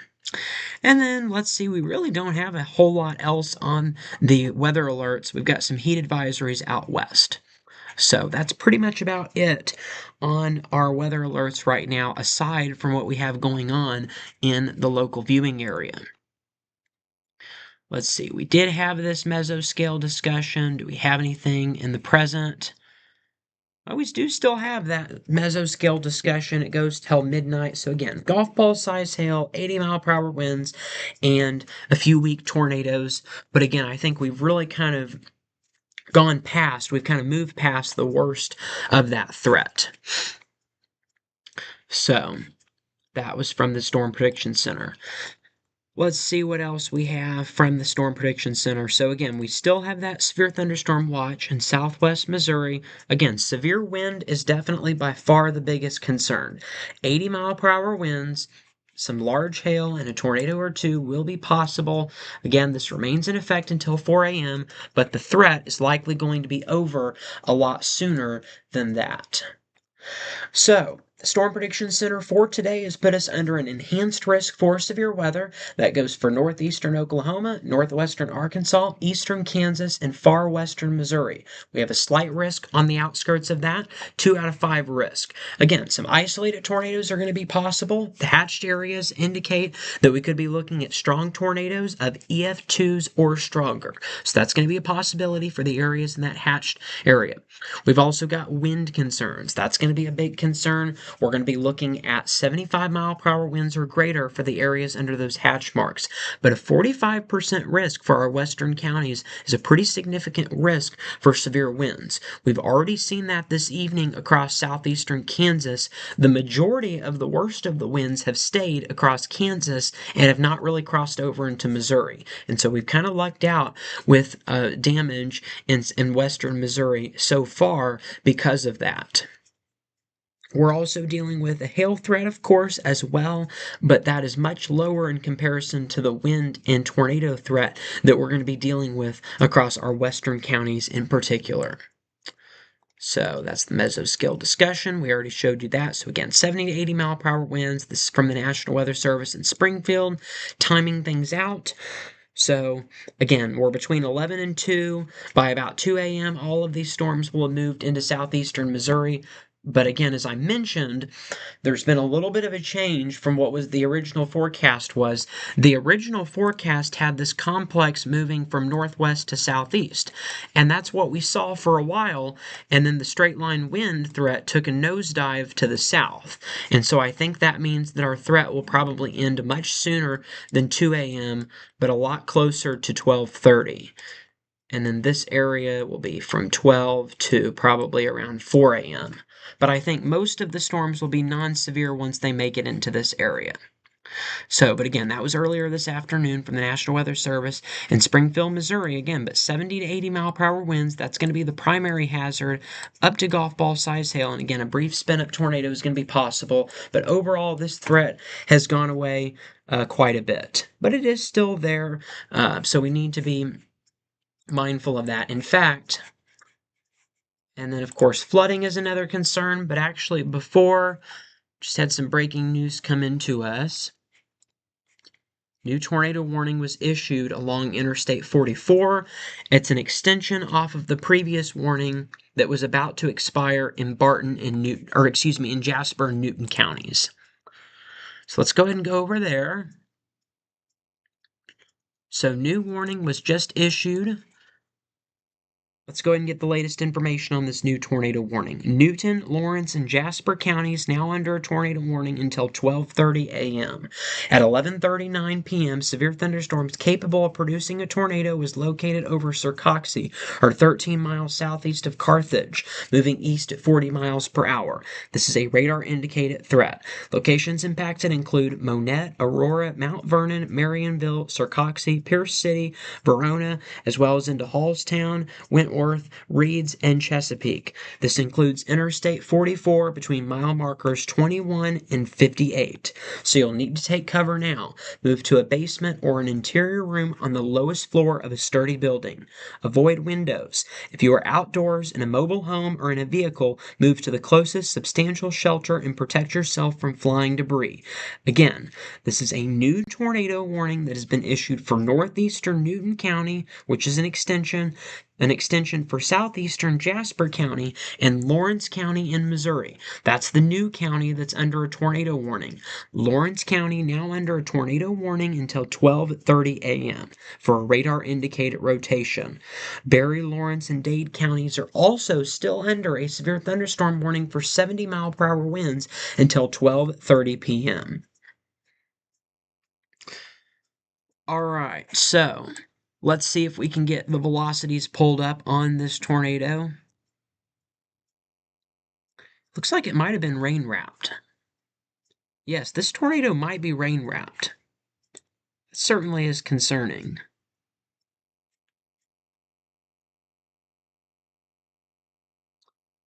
All right, there it is, right around Surcoxie. There's our area rotation. It's not looking too strong right now, but we certainly still see the hook structure on the radar. So certainly could have a tornado out of this storm in Surcoxie. And again, now it is starting to move towards Mount Vernon. So Mount Vernon right along Interstate 44 would be next in line if there was a tornado. Stotts City, we've got Hoburg as well along Interstate 44. So again, rotation right in there for a possible tornado moving along Interstate 44.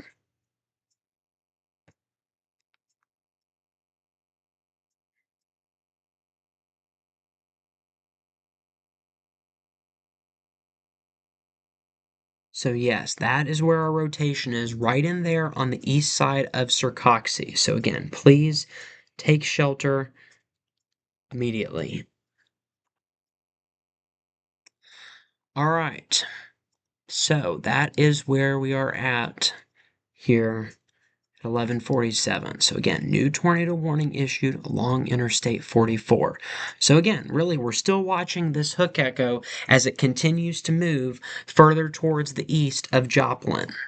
Some pretty strong winds and even the threat for a possible tornado within this storm. So, some pretty heavy rainfall moving through Lake of the Ozarks. Would not be surprised if we had some hail in there as well. Then we have that warning for Columbia. Severe thunderstorm warning remains in effect for Boone County until 12:15. At 11:46 p.m., severe thunderstorms were located along a line over Midway to near Jefferson City, 8 miles northwest of Columbia to near Holt's Summit, moving east at 40 miles per hour. 60-mile-per-hour winds are going to be possible. This still includes Interstate 70 between exits 115 and 133. Let's go back over to the velocities on our warning in Columbia to look at the 60-mile-per-hour winds that we could be experiencing with this storm. Also, by the way, our Montauk severe thunderstorm warning expired at 11:45, and it was not extended. All right. So let's see what we have here on the velocities. So again, still certainly some strong winds in there on velocities.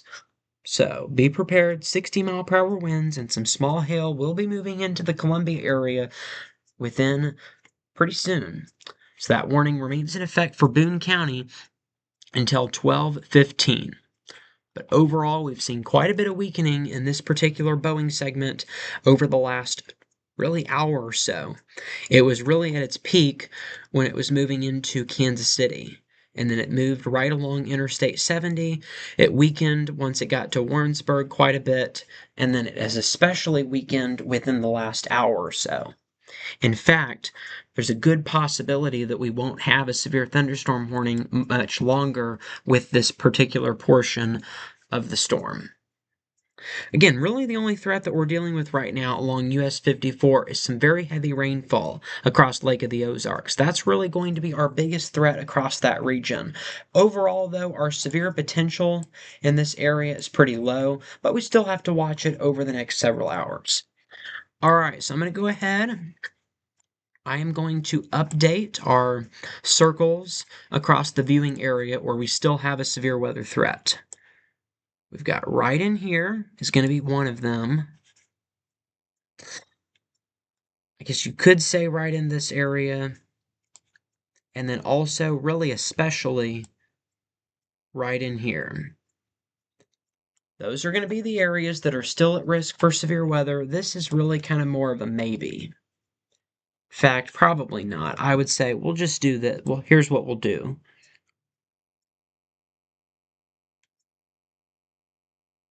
So right in those areas, if you are in the red circle, you are still under the risk for severe weather through the rest of this evening.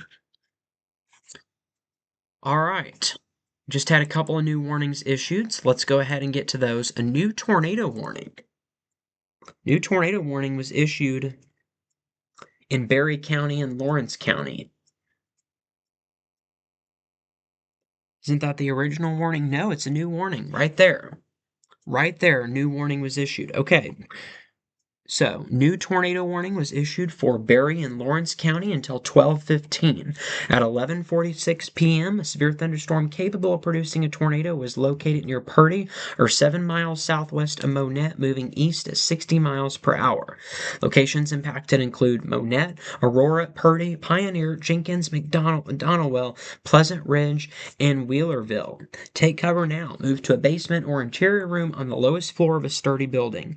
Move away from windows, and if you're outdoors or in a mobile home or in a vehicle, move to the closest substantial shelter and protect yourself from flying debris. So again, a new tornado warning has been issued for Berry and Lawrence counties until 12:15 p.m. So let's go ahead. Let's go over to the velocities, see what we're working with here on this new warning. And oh, wow. Very strong rotation there on the north side of Purdy. That's probably been one of the strongest tornado signatures that we've had so far this evening. I would not be surprised if this was on the ground, or at the very least, I think we have a funnel cloud. I can't completely confirm that, of course, but again, likely dealing with a funnel cloud moving towards this area. So if you're in Purdy, if you're in Madry, that area, Madry, take shelter immediately because, again, pretty strong rotation showing up here on the velocities. At the very least, we're dealing with some straight line winds that's going to be moving into Cassville. Cassville, you're not under the tornado warning. The tornado warning is north of Cassville, but still, some very strong straight line winds are going to be possible there in Cassville. And then the tornado appears to be on the south side of Pierce City and Monette, just to the south of Monette, and it continues to move further towards the east. So again, pretty strong rotation right here on the velocities on the southwest side of Monette, moving towards Purdy, and then moving towards Madry, staying south of Interstate 44 as well, or well south of Interstate. This is US 60. So this is south of US 60, radar indicated rotation northwest of Purdy, but it's a pretty strong rotation. So, and then we still have this tornado warning that remains in effect just to the north of that. This includes Newton County, Lawrence, and Jasper counties until 12:30. So let's go ahead and see kind of in this area. Looks like we've got a hook. Let's go over to the velocities. A little bit of rotation in there on the north side of Pierce City to the west of Mount Vernon. So again, take shelter if you're in either of those areas. Again, we've got multiple tornado warnings remaining in effect across this area.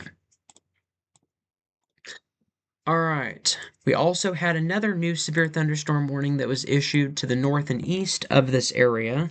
New severe thunderstorm warning. This includes Springfield. New severe thunderstorm warning for Dallas, Polk, Greene, and Dade counties in Missouri until 12:45.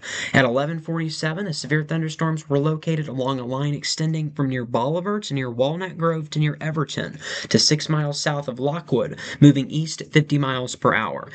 Hazards include 60-mile-per-hour winds and penny-sized hail. Damage to roofs, sidings, and trees will be possible. This includes Interstate 44 between mile markers 59 and 90.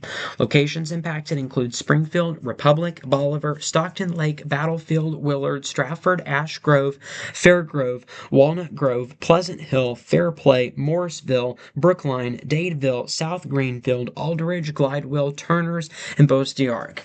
So, severe thunderstorm warning until 12:45. Again, this goes for Dallas, Polk, Greene, and Dade counties. 60-mile-per-hour winds are going to be the main threat. When we look here at the velocities, we've got some pretty strong winds that are just on the southeast side of Stockton Lake. So you see where the greens and reds meet up?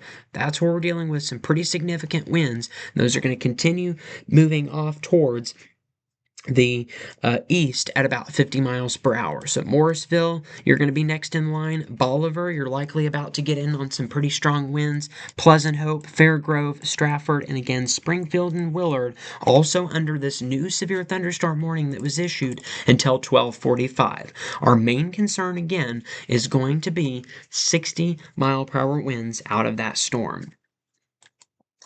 All right, let's go ahead and turn our attention back towards the south where we're still dealing with a pretty strong rotation in and around the Monette area. On the north side of Purdy, south of Monette, pretty strong rotation. Just as a reminder, a tornado warning remains in effect across Berry and Lawrence counties until 12:15. We also, a little bit further to the north, have another area of rotation west of Mount Vernon where a tornado warning remains in effect for Newton, Lawrence, and Jasper counties until 12:30 a.m. This is also a radar indicated threat. All right, well, we will now move into our next brief intermission. We will return at the top of the hour. This is GWP Live Severe Weather Coverage. Don't go anywhere.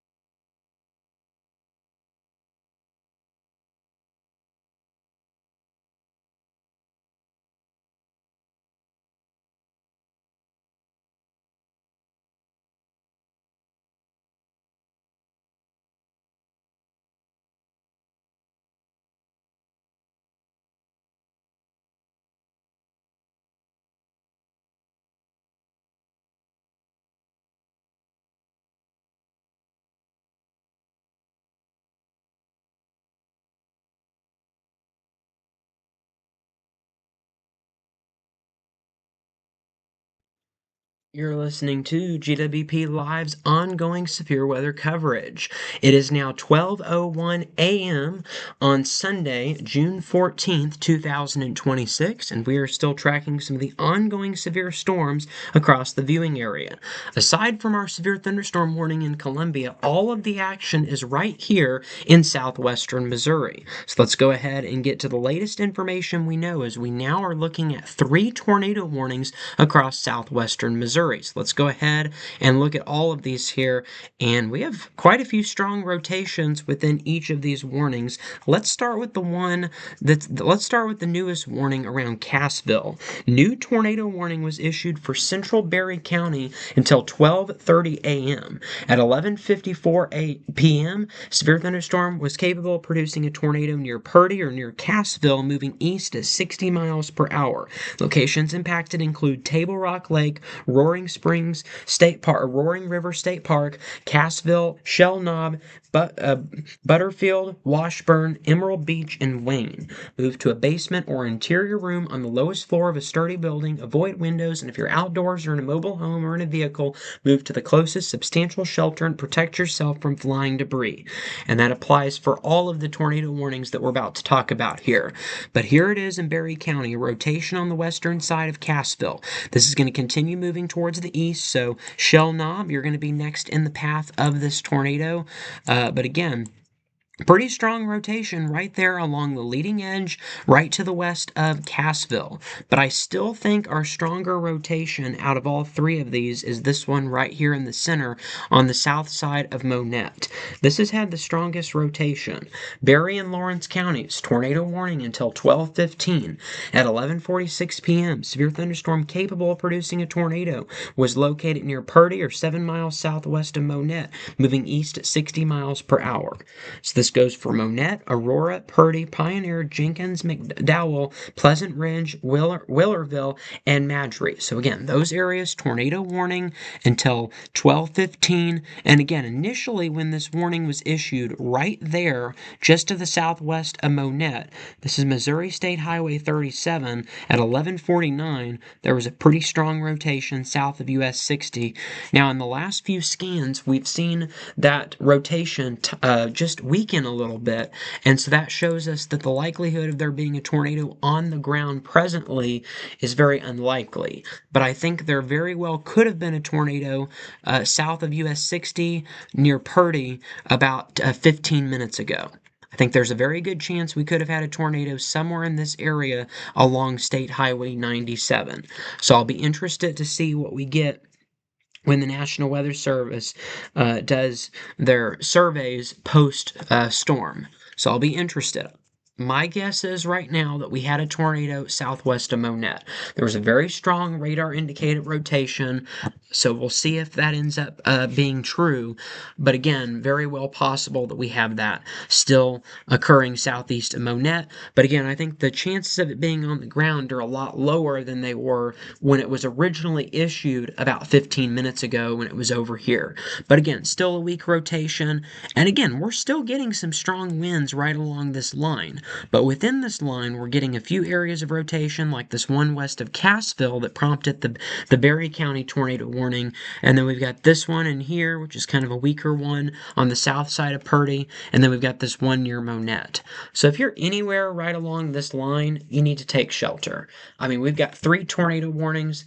If you're in any 3 of these, though, you need to take shelter because, again, there could be a tornado in progress with any of these storms here.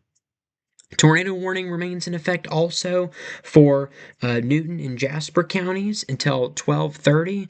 It also goes into Lawrence counties as well along Interstate 44. So you'll also want to make sure to take shelter there. Not seeing as much of a rotation along this storm. It was a lot stronger. This originally, it was first issued in Joplin. So originally we had a tornado warning in Joplin. There it was, a little bit stronger along Interstate 44, but we just don't really have that area of rotation anymore. So I think there's a very good chance this warning could be dropped pretty soon. But still, if you're in this area, treat it like it's still a tornado warning, but overall, I think our threat is starting to drop off here across this area. But still, tornado warning remains in effect for Lawrence counties and then Jasper and Barton counties till 12:30. Okay, we got a new scan on the velocity. Here was the old scan. So let me back up here for a second. So we go a couple scans back. We had here, and then we had here. Those were our different rotations at 11:55. Now we're here. So a little bit there, a little bit here, but we have really this rotation that was south of Monette has significantly weakened. So I no longer think we have a possible tornado here. But we still have a little bit of rotation east of Cassville and a little bit to the southeast of Purdy. But the one south of Monette is no longer looking as intense on radar. So yeah, I think it's very well possible that this warning is going to expire. This warning might even expire. And then I think we're going to be left with kind of this central area of focus along this leading edge. So that's what I think is going to happen, but it hasn't happened yet. So we still have 3 tornado warnings in effect along the leading line of thunderstorms. Straight line damaging winds will be a threat regardless of if there's a tornado across this area. All right. So also Columbia, you're dealing with some very heavy rain, but your severe thunderstorm warning has expired. So Columbia, our severe weather threat is over in Columbia. It's over in Jefferson City, Sedalia, Warrensburg. This entire area no longer under a severe weather threat. So we're looking pretty good tonight across mid-Missouri. Kansas City, of course, things have cleared out. Still getting some pretty heavy rain across Clinton, Nevada, Warrensburg, Sedalia, but our severe weather threat is over across those areas as well. So really, in our viewing area, what we're down to for severe weather tonight is this area. I don't know why I started it there. It's really kind of in this area.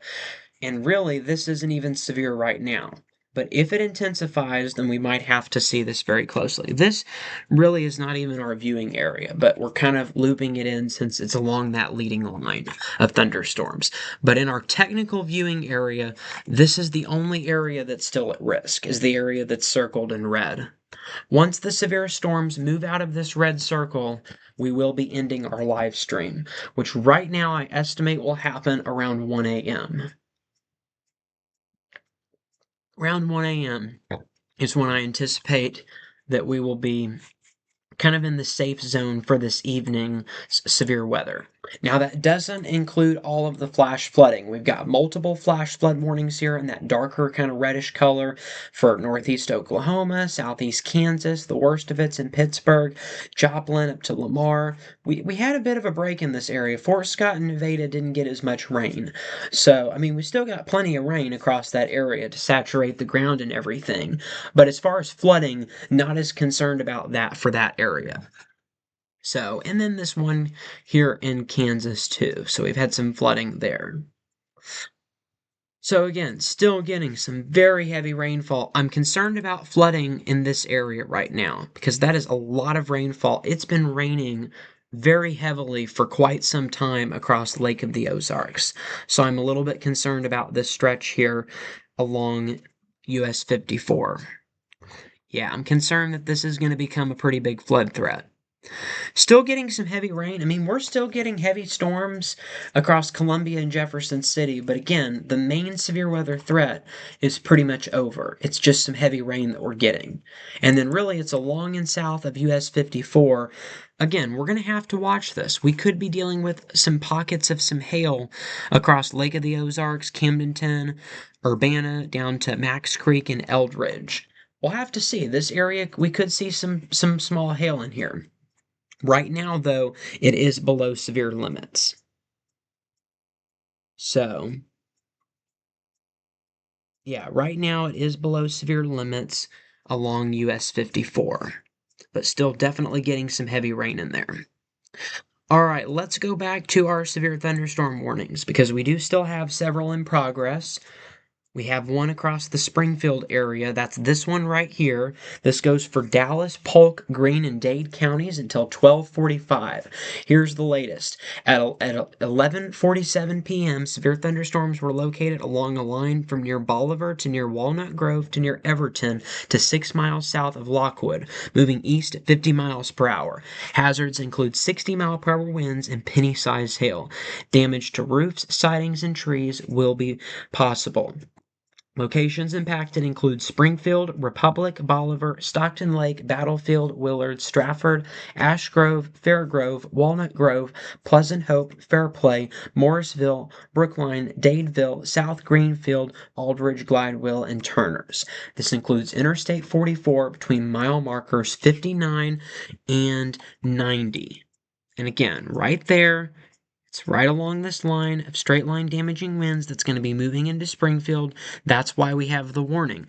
We also have a warning to the south of that, including Ozark, Missouri, and Table Rock Lake.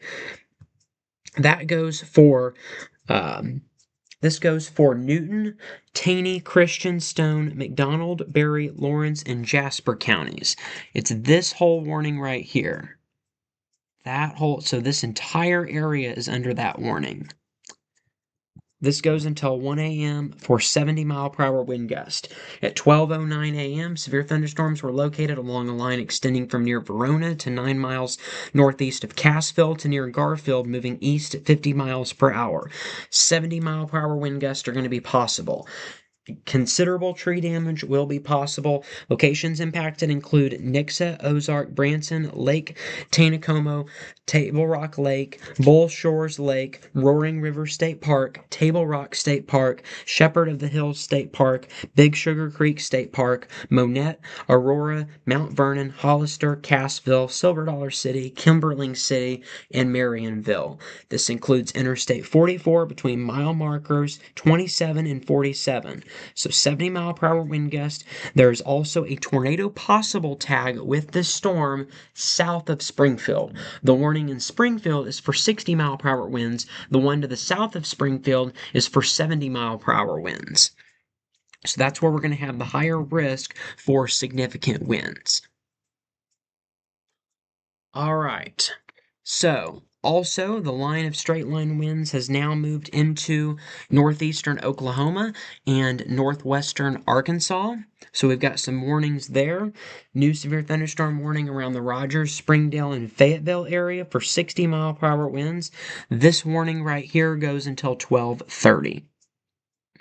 And then we've got some additional warnings to the north of Oklahoma City outside of the viewing area.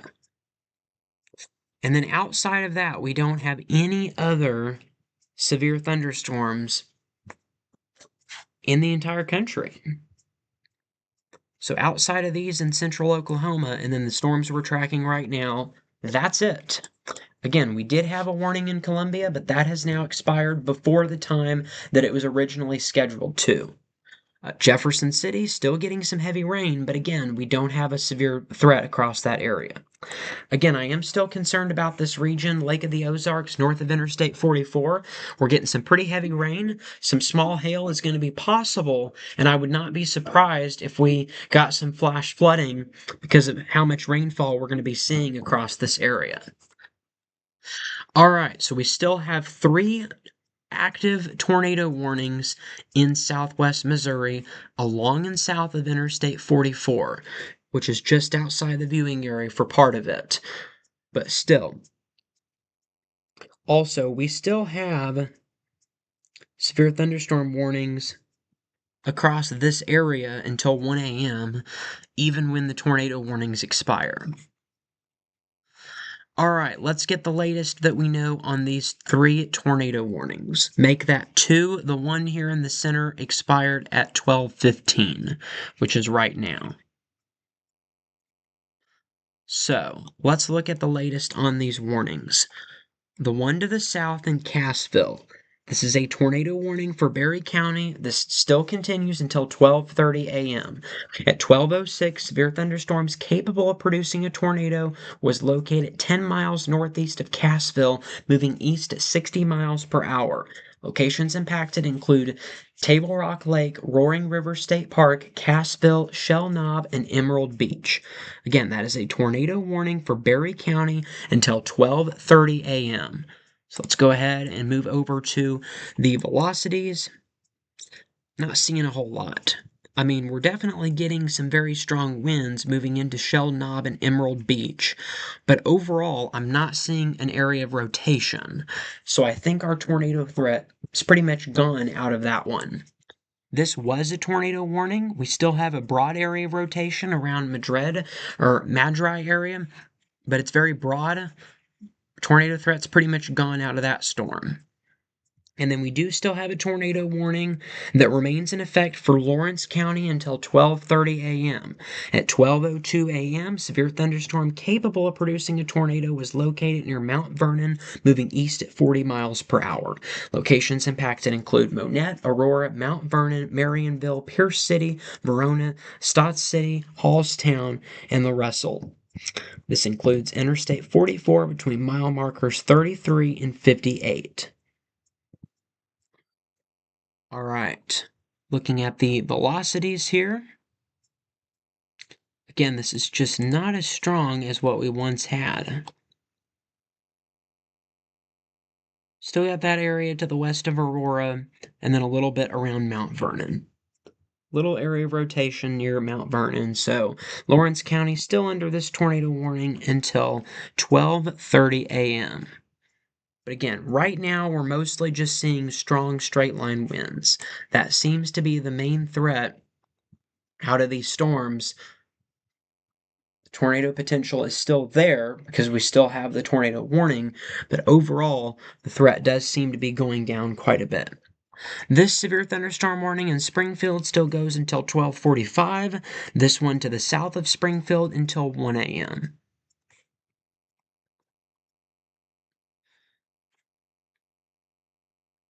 All right, so that's what we're dealing with right now. Again, we are still under an enhanced unless they've updated. No, they haven't yet. Oh, yeah, that's right. They don't update it after 8 p.m.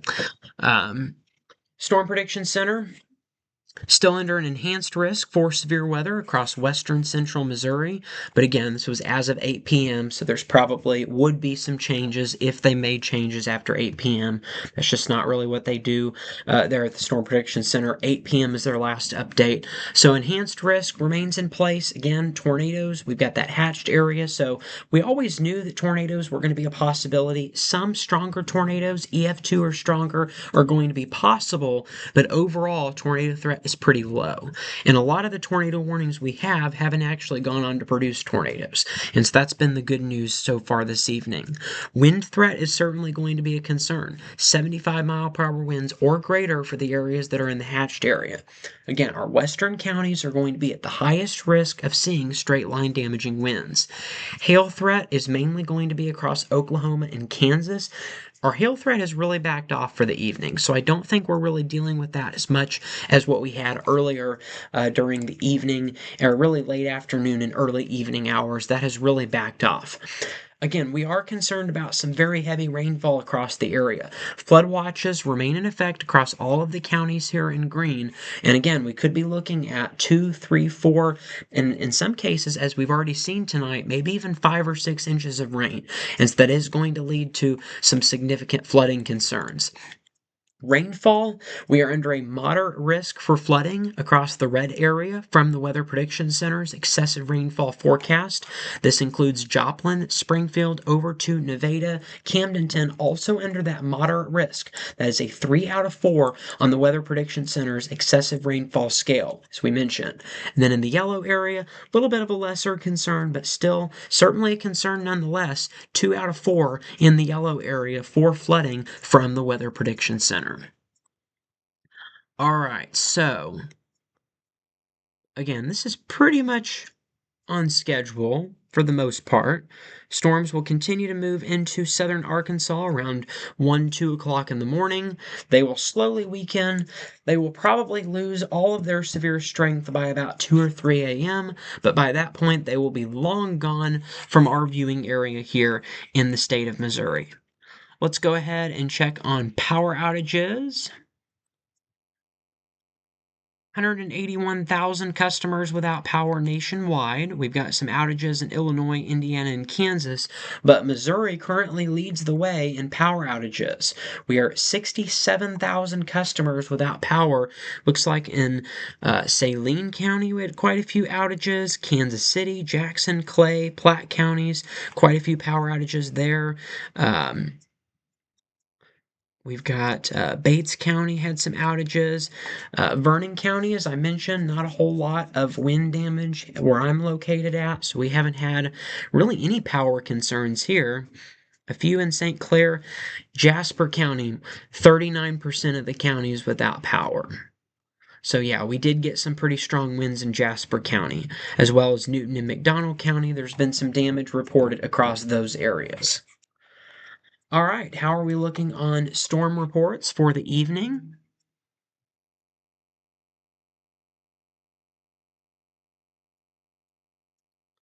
All right. Let's go ahead and see if we have any new storm reports from Storm Prediction Center. We only had one tornado report today, and that was a landspout near Dodge City, Kansas.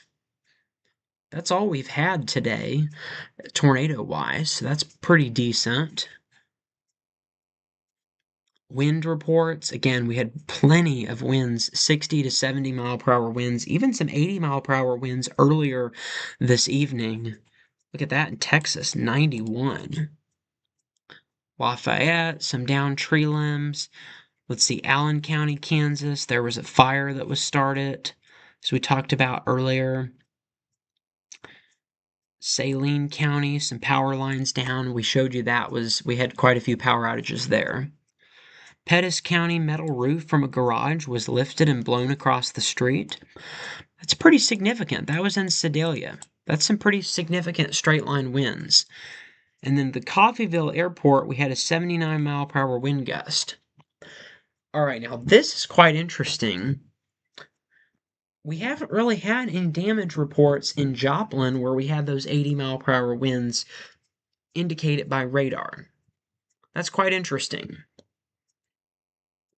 Normally when we have 80 mile per hour winds, they seem to verify. And they did at the Coffeyville Airport in Montgomery County, Kansas. But once they made it into Missouri, we didn't see anything. So that's quite interesting. All right, before we go to our next intermission, let's get a quick warning update. We've still got a warning that remains in place.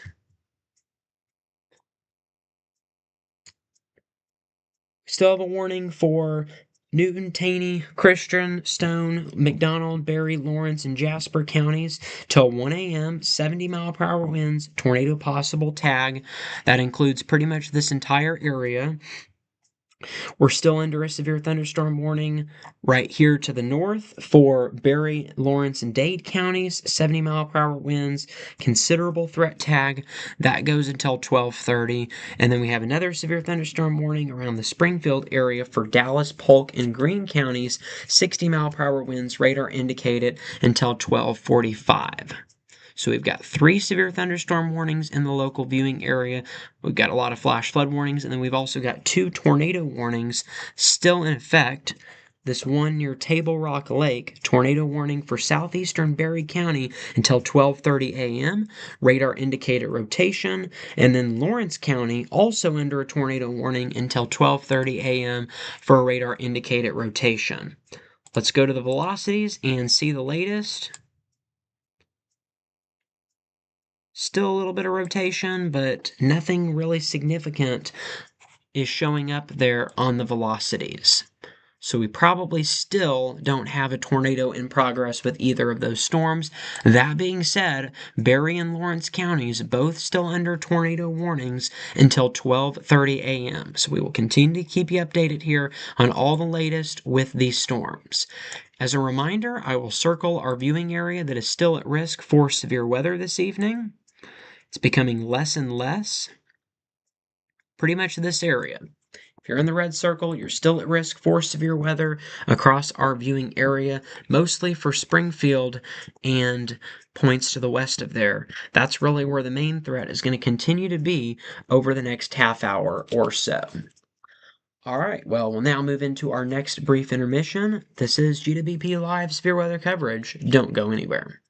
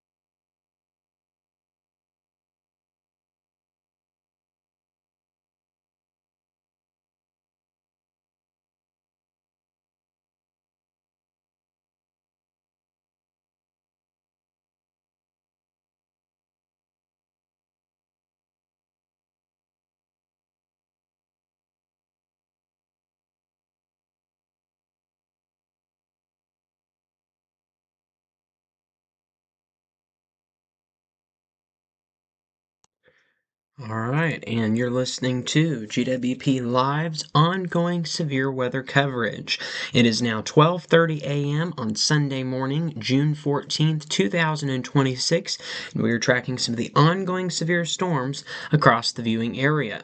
We still have a couple of tornado warnings that are in effect, one in our immediate viewing area just to the west of Springfield, and a couple of severe thunderstorm warnings with the main hazard being 70-mile-per-hour winds. We've also seen quite a bit of heavy rainfall across many areas in Missouri as well as into Kansas, which has led to flash flood warnings that have been issued across the areas. Let's go ahead and get to the latest that you need to know. The first thing that we're going to mention is if you're in this red circle, that's where we're still watching for the potential of severe weather. If you're outside of this red circle, that either means that you are outside of the listening or the viewing area here of GWP, or it means that your severe weather threat is already over. So all of these areas, severe weather threat is over. Any of these areas, that's in our viewing area, your severe weather threat is over. But if you're here in the red circle, that is where we're still going to be looking at an ongoing severe weather threat over the next hour or so. About an hour from now, most of these storms will clear out of the viewing area. In fact, it'll probably happen even sooner than that. Let's go ahead and all right, so we just lost both of these tornado warnings. Both of these tornado warnings have just been allowed to expire. But we do still have severe thunderstorm warnings around the area. We still have a severe thunderstorm warning for Dallas, Polk, and Greene counties, including Springfield, right here until 12:45 a.m. At 12:14 a.m., severe thunderstorms were located along a line extending from 7 miles east of Bolivar to 7 miles southwest of Pleasant Hope to Willard to near Miller, moving east at 40 miles per hour. Hazards include 60-mile-per-hour wind gust and penny-size hail. So damage to roof sidings and trees will be possible.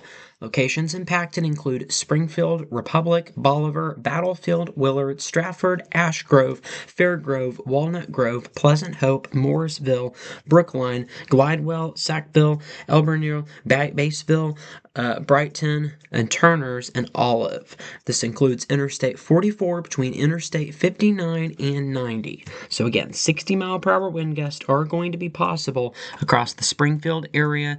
This is just to the south of Stockton Lake and Bolivar, but it does not include Bolivar. So it's just to the south along Highway 13 in and across the Springfield area. So again, severe thunderstorm warning, 60-mile-per-hour winds are going to be the main threat out of this warning. Then further to the south, we have this warning right here. So we've got one warning right here. This warning just expired, this expired, and that expired. So we just have these two severe thunderstorm warnings. That one goes until 45 after the hour. Again, 60-mile-per-hour winds are going to be possible out of that storm. This one right here, severe thunderstorm warning, remains in effect for Christian, Taney, Stone, Berry, and Lawrence counties until 1 a.m. At 12:31 a.m., severe thunderstorms were located along a line extending from near Crane to Kimberlin City to 6 miles southeast of Eureka Springs, moving east at 50 miles per hour. Originally, we had 70-mile-per-hour winds as a threat with these storms. Now we're talking about 60-mile-per-hour winds. So the threat has come down just a little bit. But this still includes Nixa, Ozark, Branson, Lake Taneycomo, Table Rock Lake, Bull Shoals Lake, Roaring River State Park, Table Rock State Park, Shepherd of the Hills State Park, Monette, Aurora, Mount Vernon, Hollister, Cassville, Silver Dollar City, Kimberling City, Forsyth, Marionville, Clever, and Murnham Woods. This includes Interstate 44 between mile markers 41 and 47. So there is also a tornado possible tag with this warning.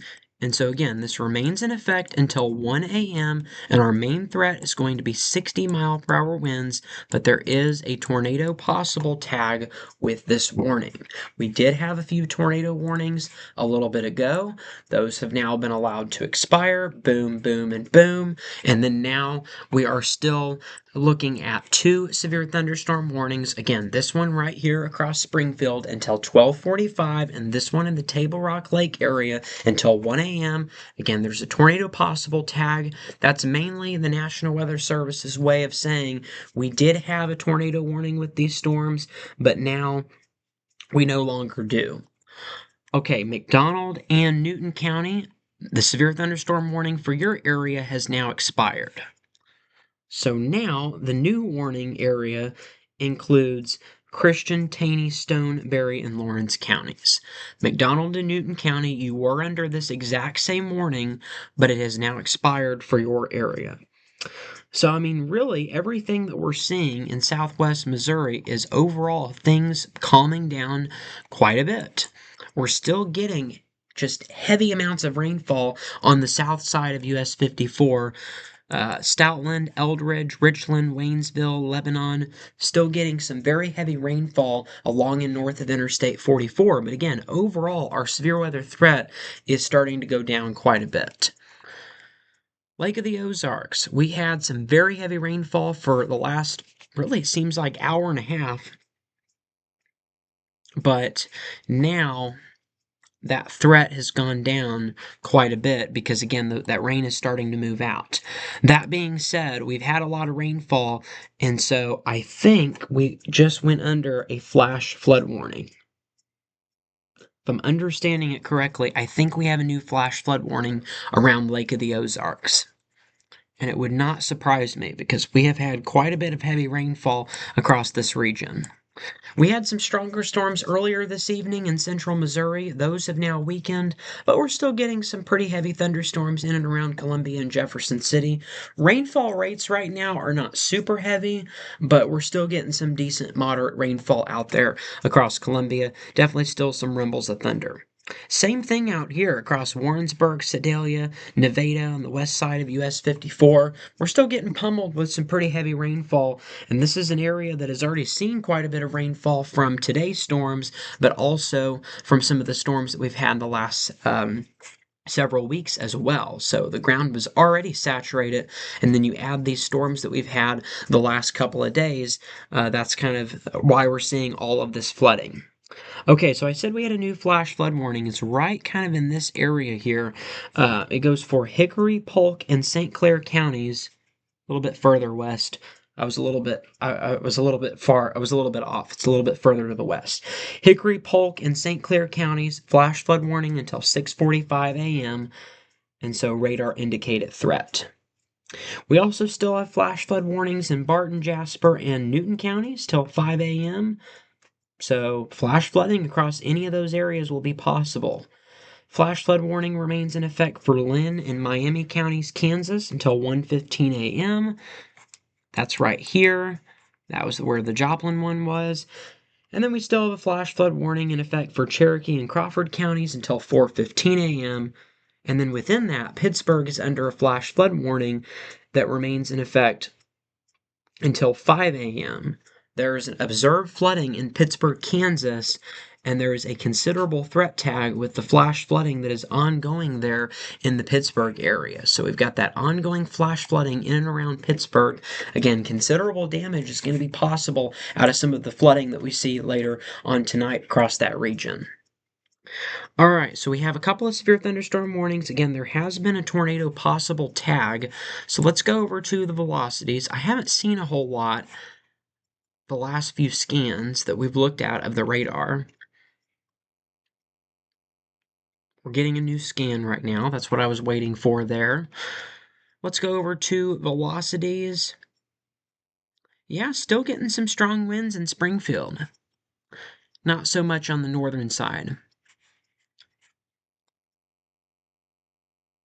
Yeah, not as much over here. Morrisville, Pleasant Hope, Fairgrove, Willard, US 65, this corridor, not as much.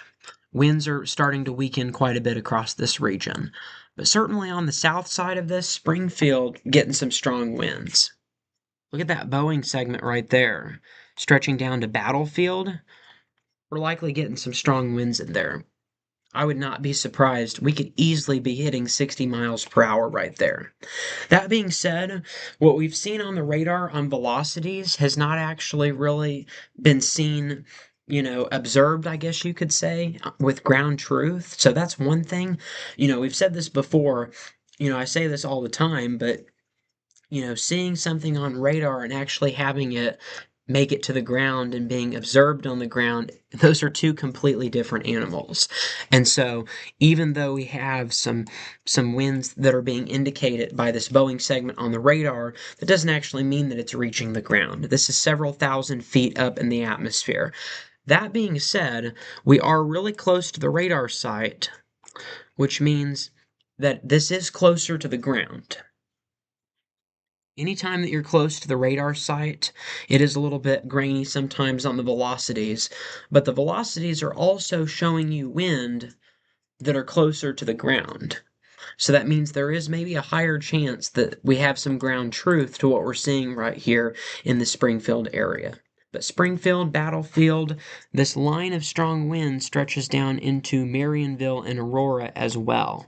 And then we've got another line of straight line wind just to the west of US 65, and that continues to move further towards the east. But the good news is I'm looking, and all along this line, along and west of US 65, this entire line of storms, there's not really any rotating. There's not really rotation, we just have straight line winds out of that. So again, winds in excess of 60 miles per hour will be possible, but overall, the tornado threat has pretty much subsided with these storms in and around the Springfield area. So that is certainly some really great news. All right, well, we're now going to go into another brief intermission. We will return at 12:45.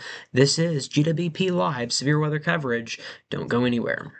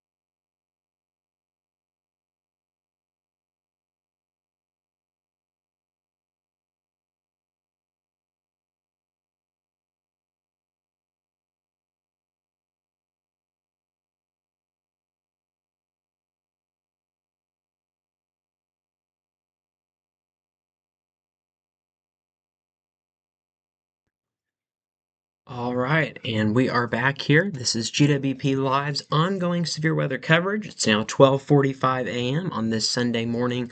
We are about to be ending our live stream here within the next 5 to 10 minutes. So, if you have any last-minute questions that you would like to ask us this evening, or if you would like to tell us of any damage that you had or your story of what happened this evening, you can call in and you can be live here on the air, 417-448-0819. That window to call in will be ending within the next 5 minutes. So you'll want to go ahead and call in pretty soon in order to do that here. So let's go ahead and get you the latest information here that we have. Our severe thunderstorm warning in Springfield has just expired. So we did have a little bit of strong winds the last time that we looked here at the velocities, but still overall it's below severe limits. And it's also starting to move towards the south of the Springfield area. Still, I would not be surprised on the south side of Springfield if we were getting some winds of 50 to 55 miles per hour. But again, because it is below severe limits, that warning has now expired in the Springfield area. So severe thunderstorm warning in Springfield has now been allowed to expire. Just to the south of that, we do still have a severe thunderstorm warning for 60 mile per hour winds for Christian, Stone, Berry, and Lawrence counties until 1 a.m. 60 mile per hour winds. There is a tornado possible tag with this storm, but the latest on the velocity shows that we're not really seeing what we once had about an hour ago when we had these tornado warnings. About 45 minutes or an hour ago, we had little areas of rotation that were developing along the line, but we're no longer seeing that. And so again, that's why this warning will probably expire at 1 a.m., and I don't think it will be extended. So overall, our severe weather threat is certainly starting to diminish. We really only have one severe thunderstorm warning in the area, and again, it looks like that it's going to go below severe limits pretty soon. And so again, that's the reason we're going to be ending the live stream pretty soon.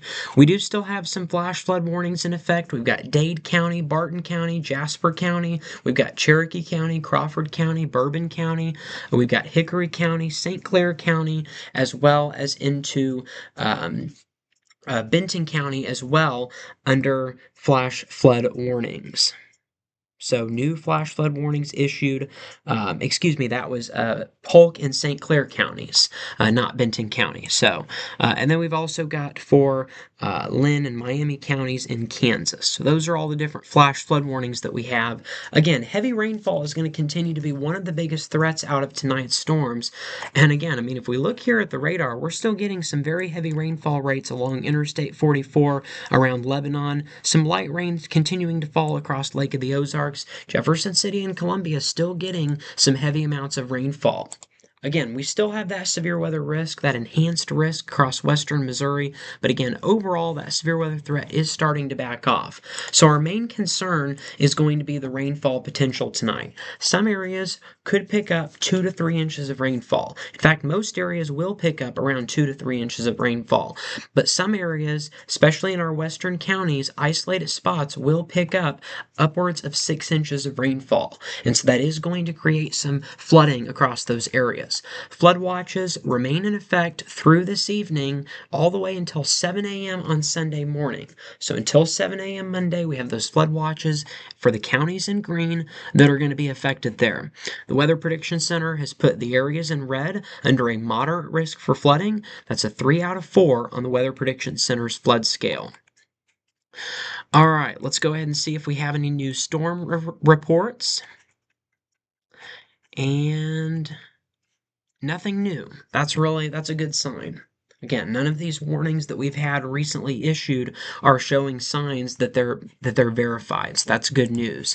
Power outages. The last check we were at 67,000 customers. We're still at 67,000 customers. So on one hand, that means that a lot of the areas that were without power, it hasn't been restored, but it also means that we're not getting new damage. So that certainly is another good sign that we're not getting any additional wind damage out of these storms. All right, well, overall, it appears that the majority of our severe weather is over for this evening. We still have that severe thunderstorm watch in place for our southwestern counties until 4 a.m., so you'll want to have a way to get those alerts as we go through the rest of the night. But overall, I really think the only threat that we have is flash flooding through the rest of this evening. That being said, we do have some drier times in the forecast. This is the 4-day forecast from the National Weather Service in Springfield, Missouri's Weather Story. Also, much cooler temperatures the next couple of days. Partly cloudy and unseasonably cool temperatures expected for both Sunday and Monday. So, if you want to go outside, if you want to get some work done, if you want to clean up maybe from the storms that we've had the last several weeks, the next couple of days, it's going to be a really great time to do that. So, Sunday and Monday, temperatures will be in the 70s, partly cloudy skies, but most importantly, no rain is expected on both Sunday and Monday. Tuesday, things will begin to warm up with temperatures around 80 during afternoon highs. All right, there will be no GWP weather update tomorrow because it is a Sunday, but we will see you back here on Monday for GWP weather. But that is it for tonight on our live stream as our severe weather threat has now come to an end. That is it for tonight on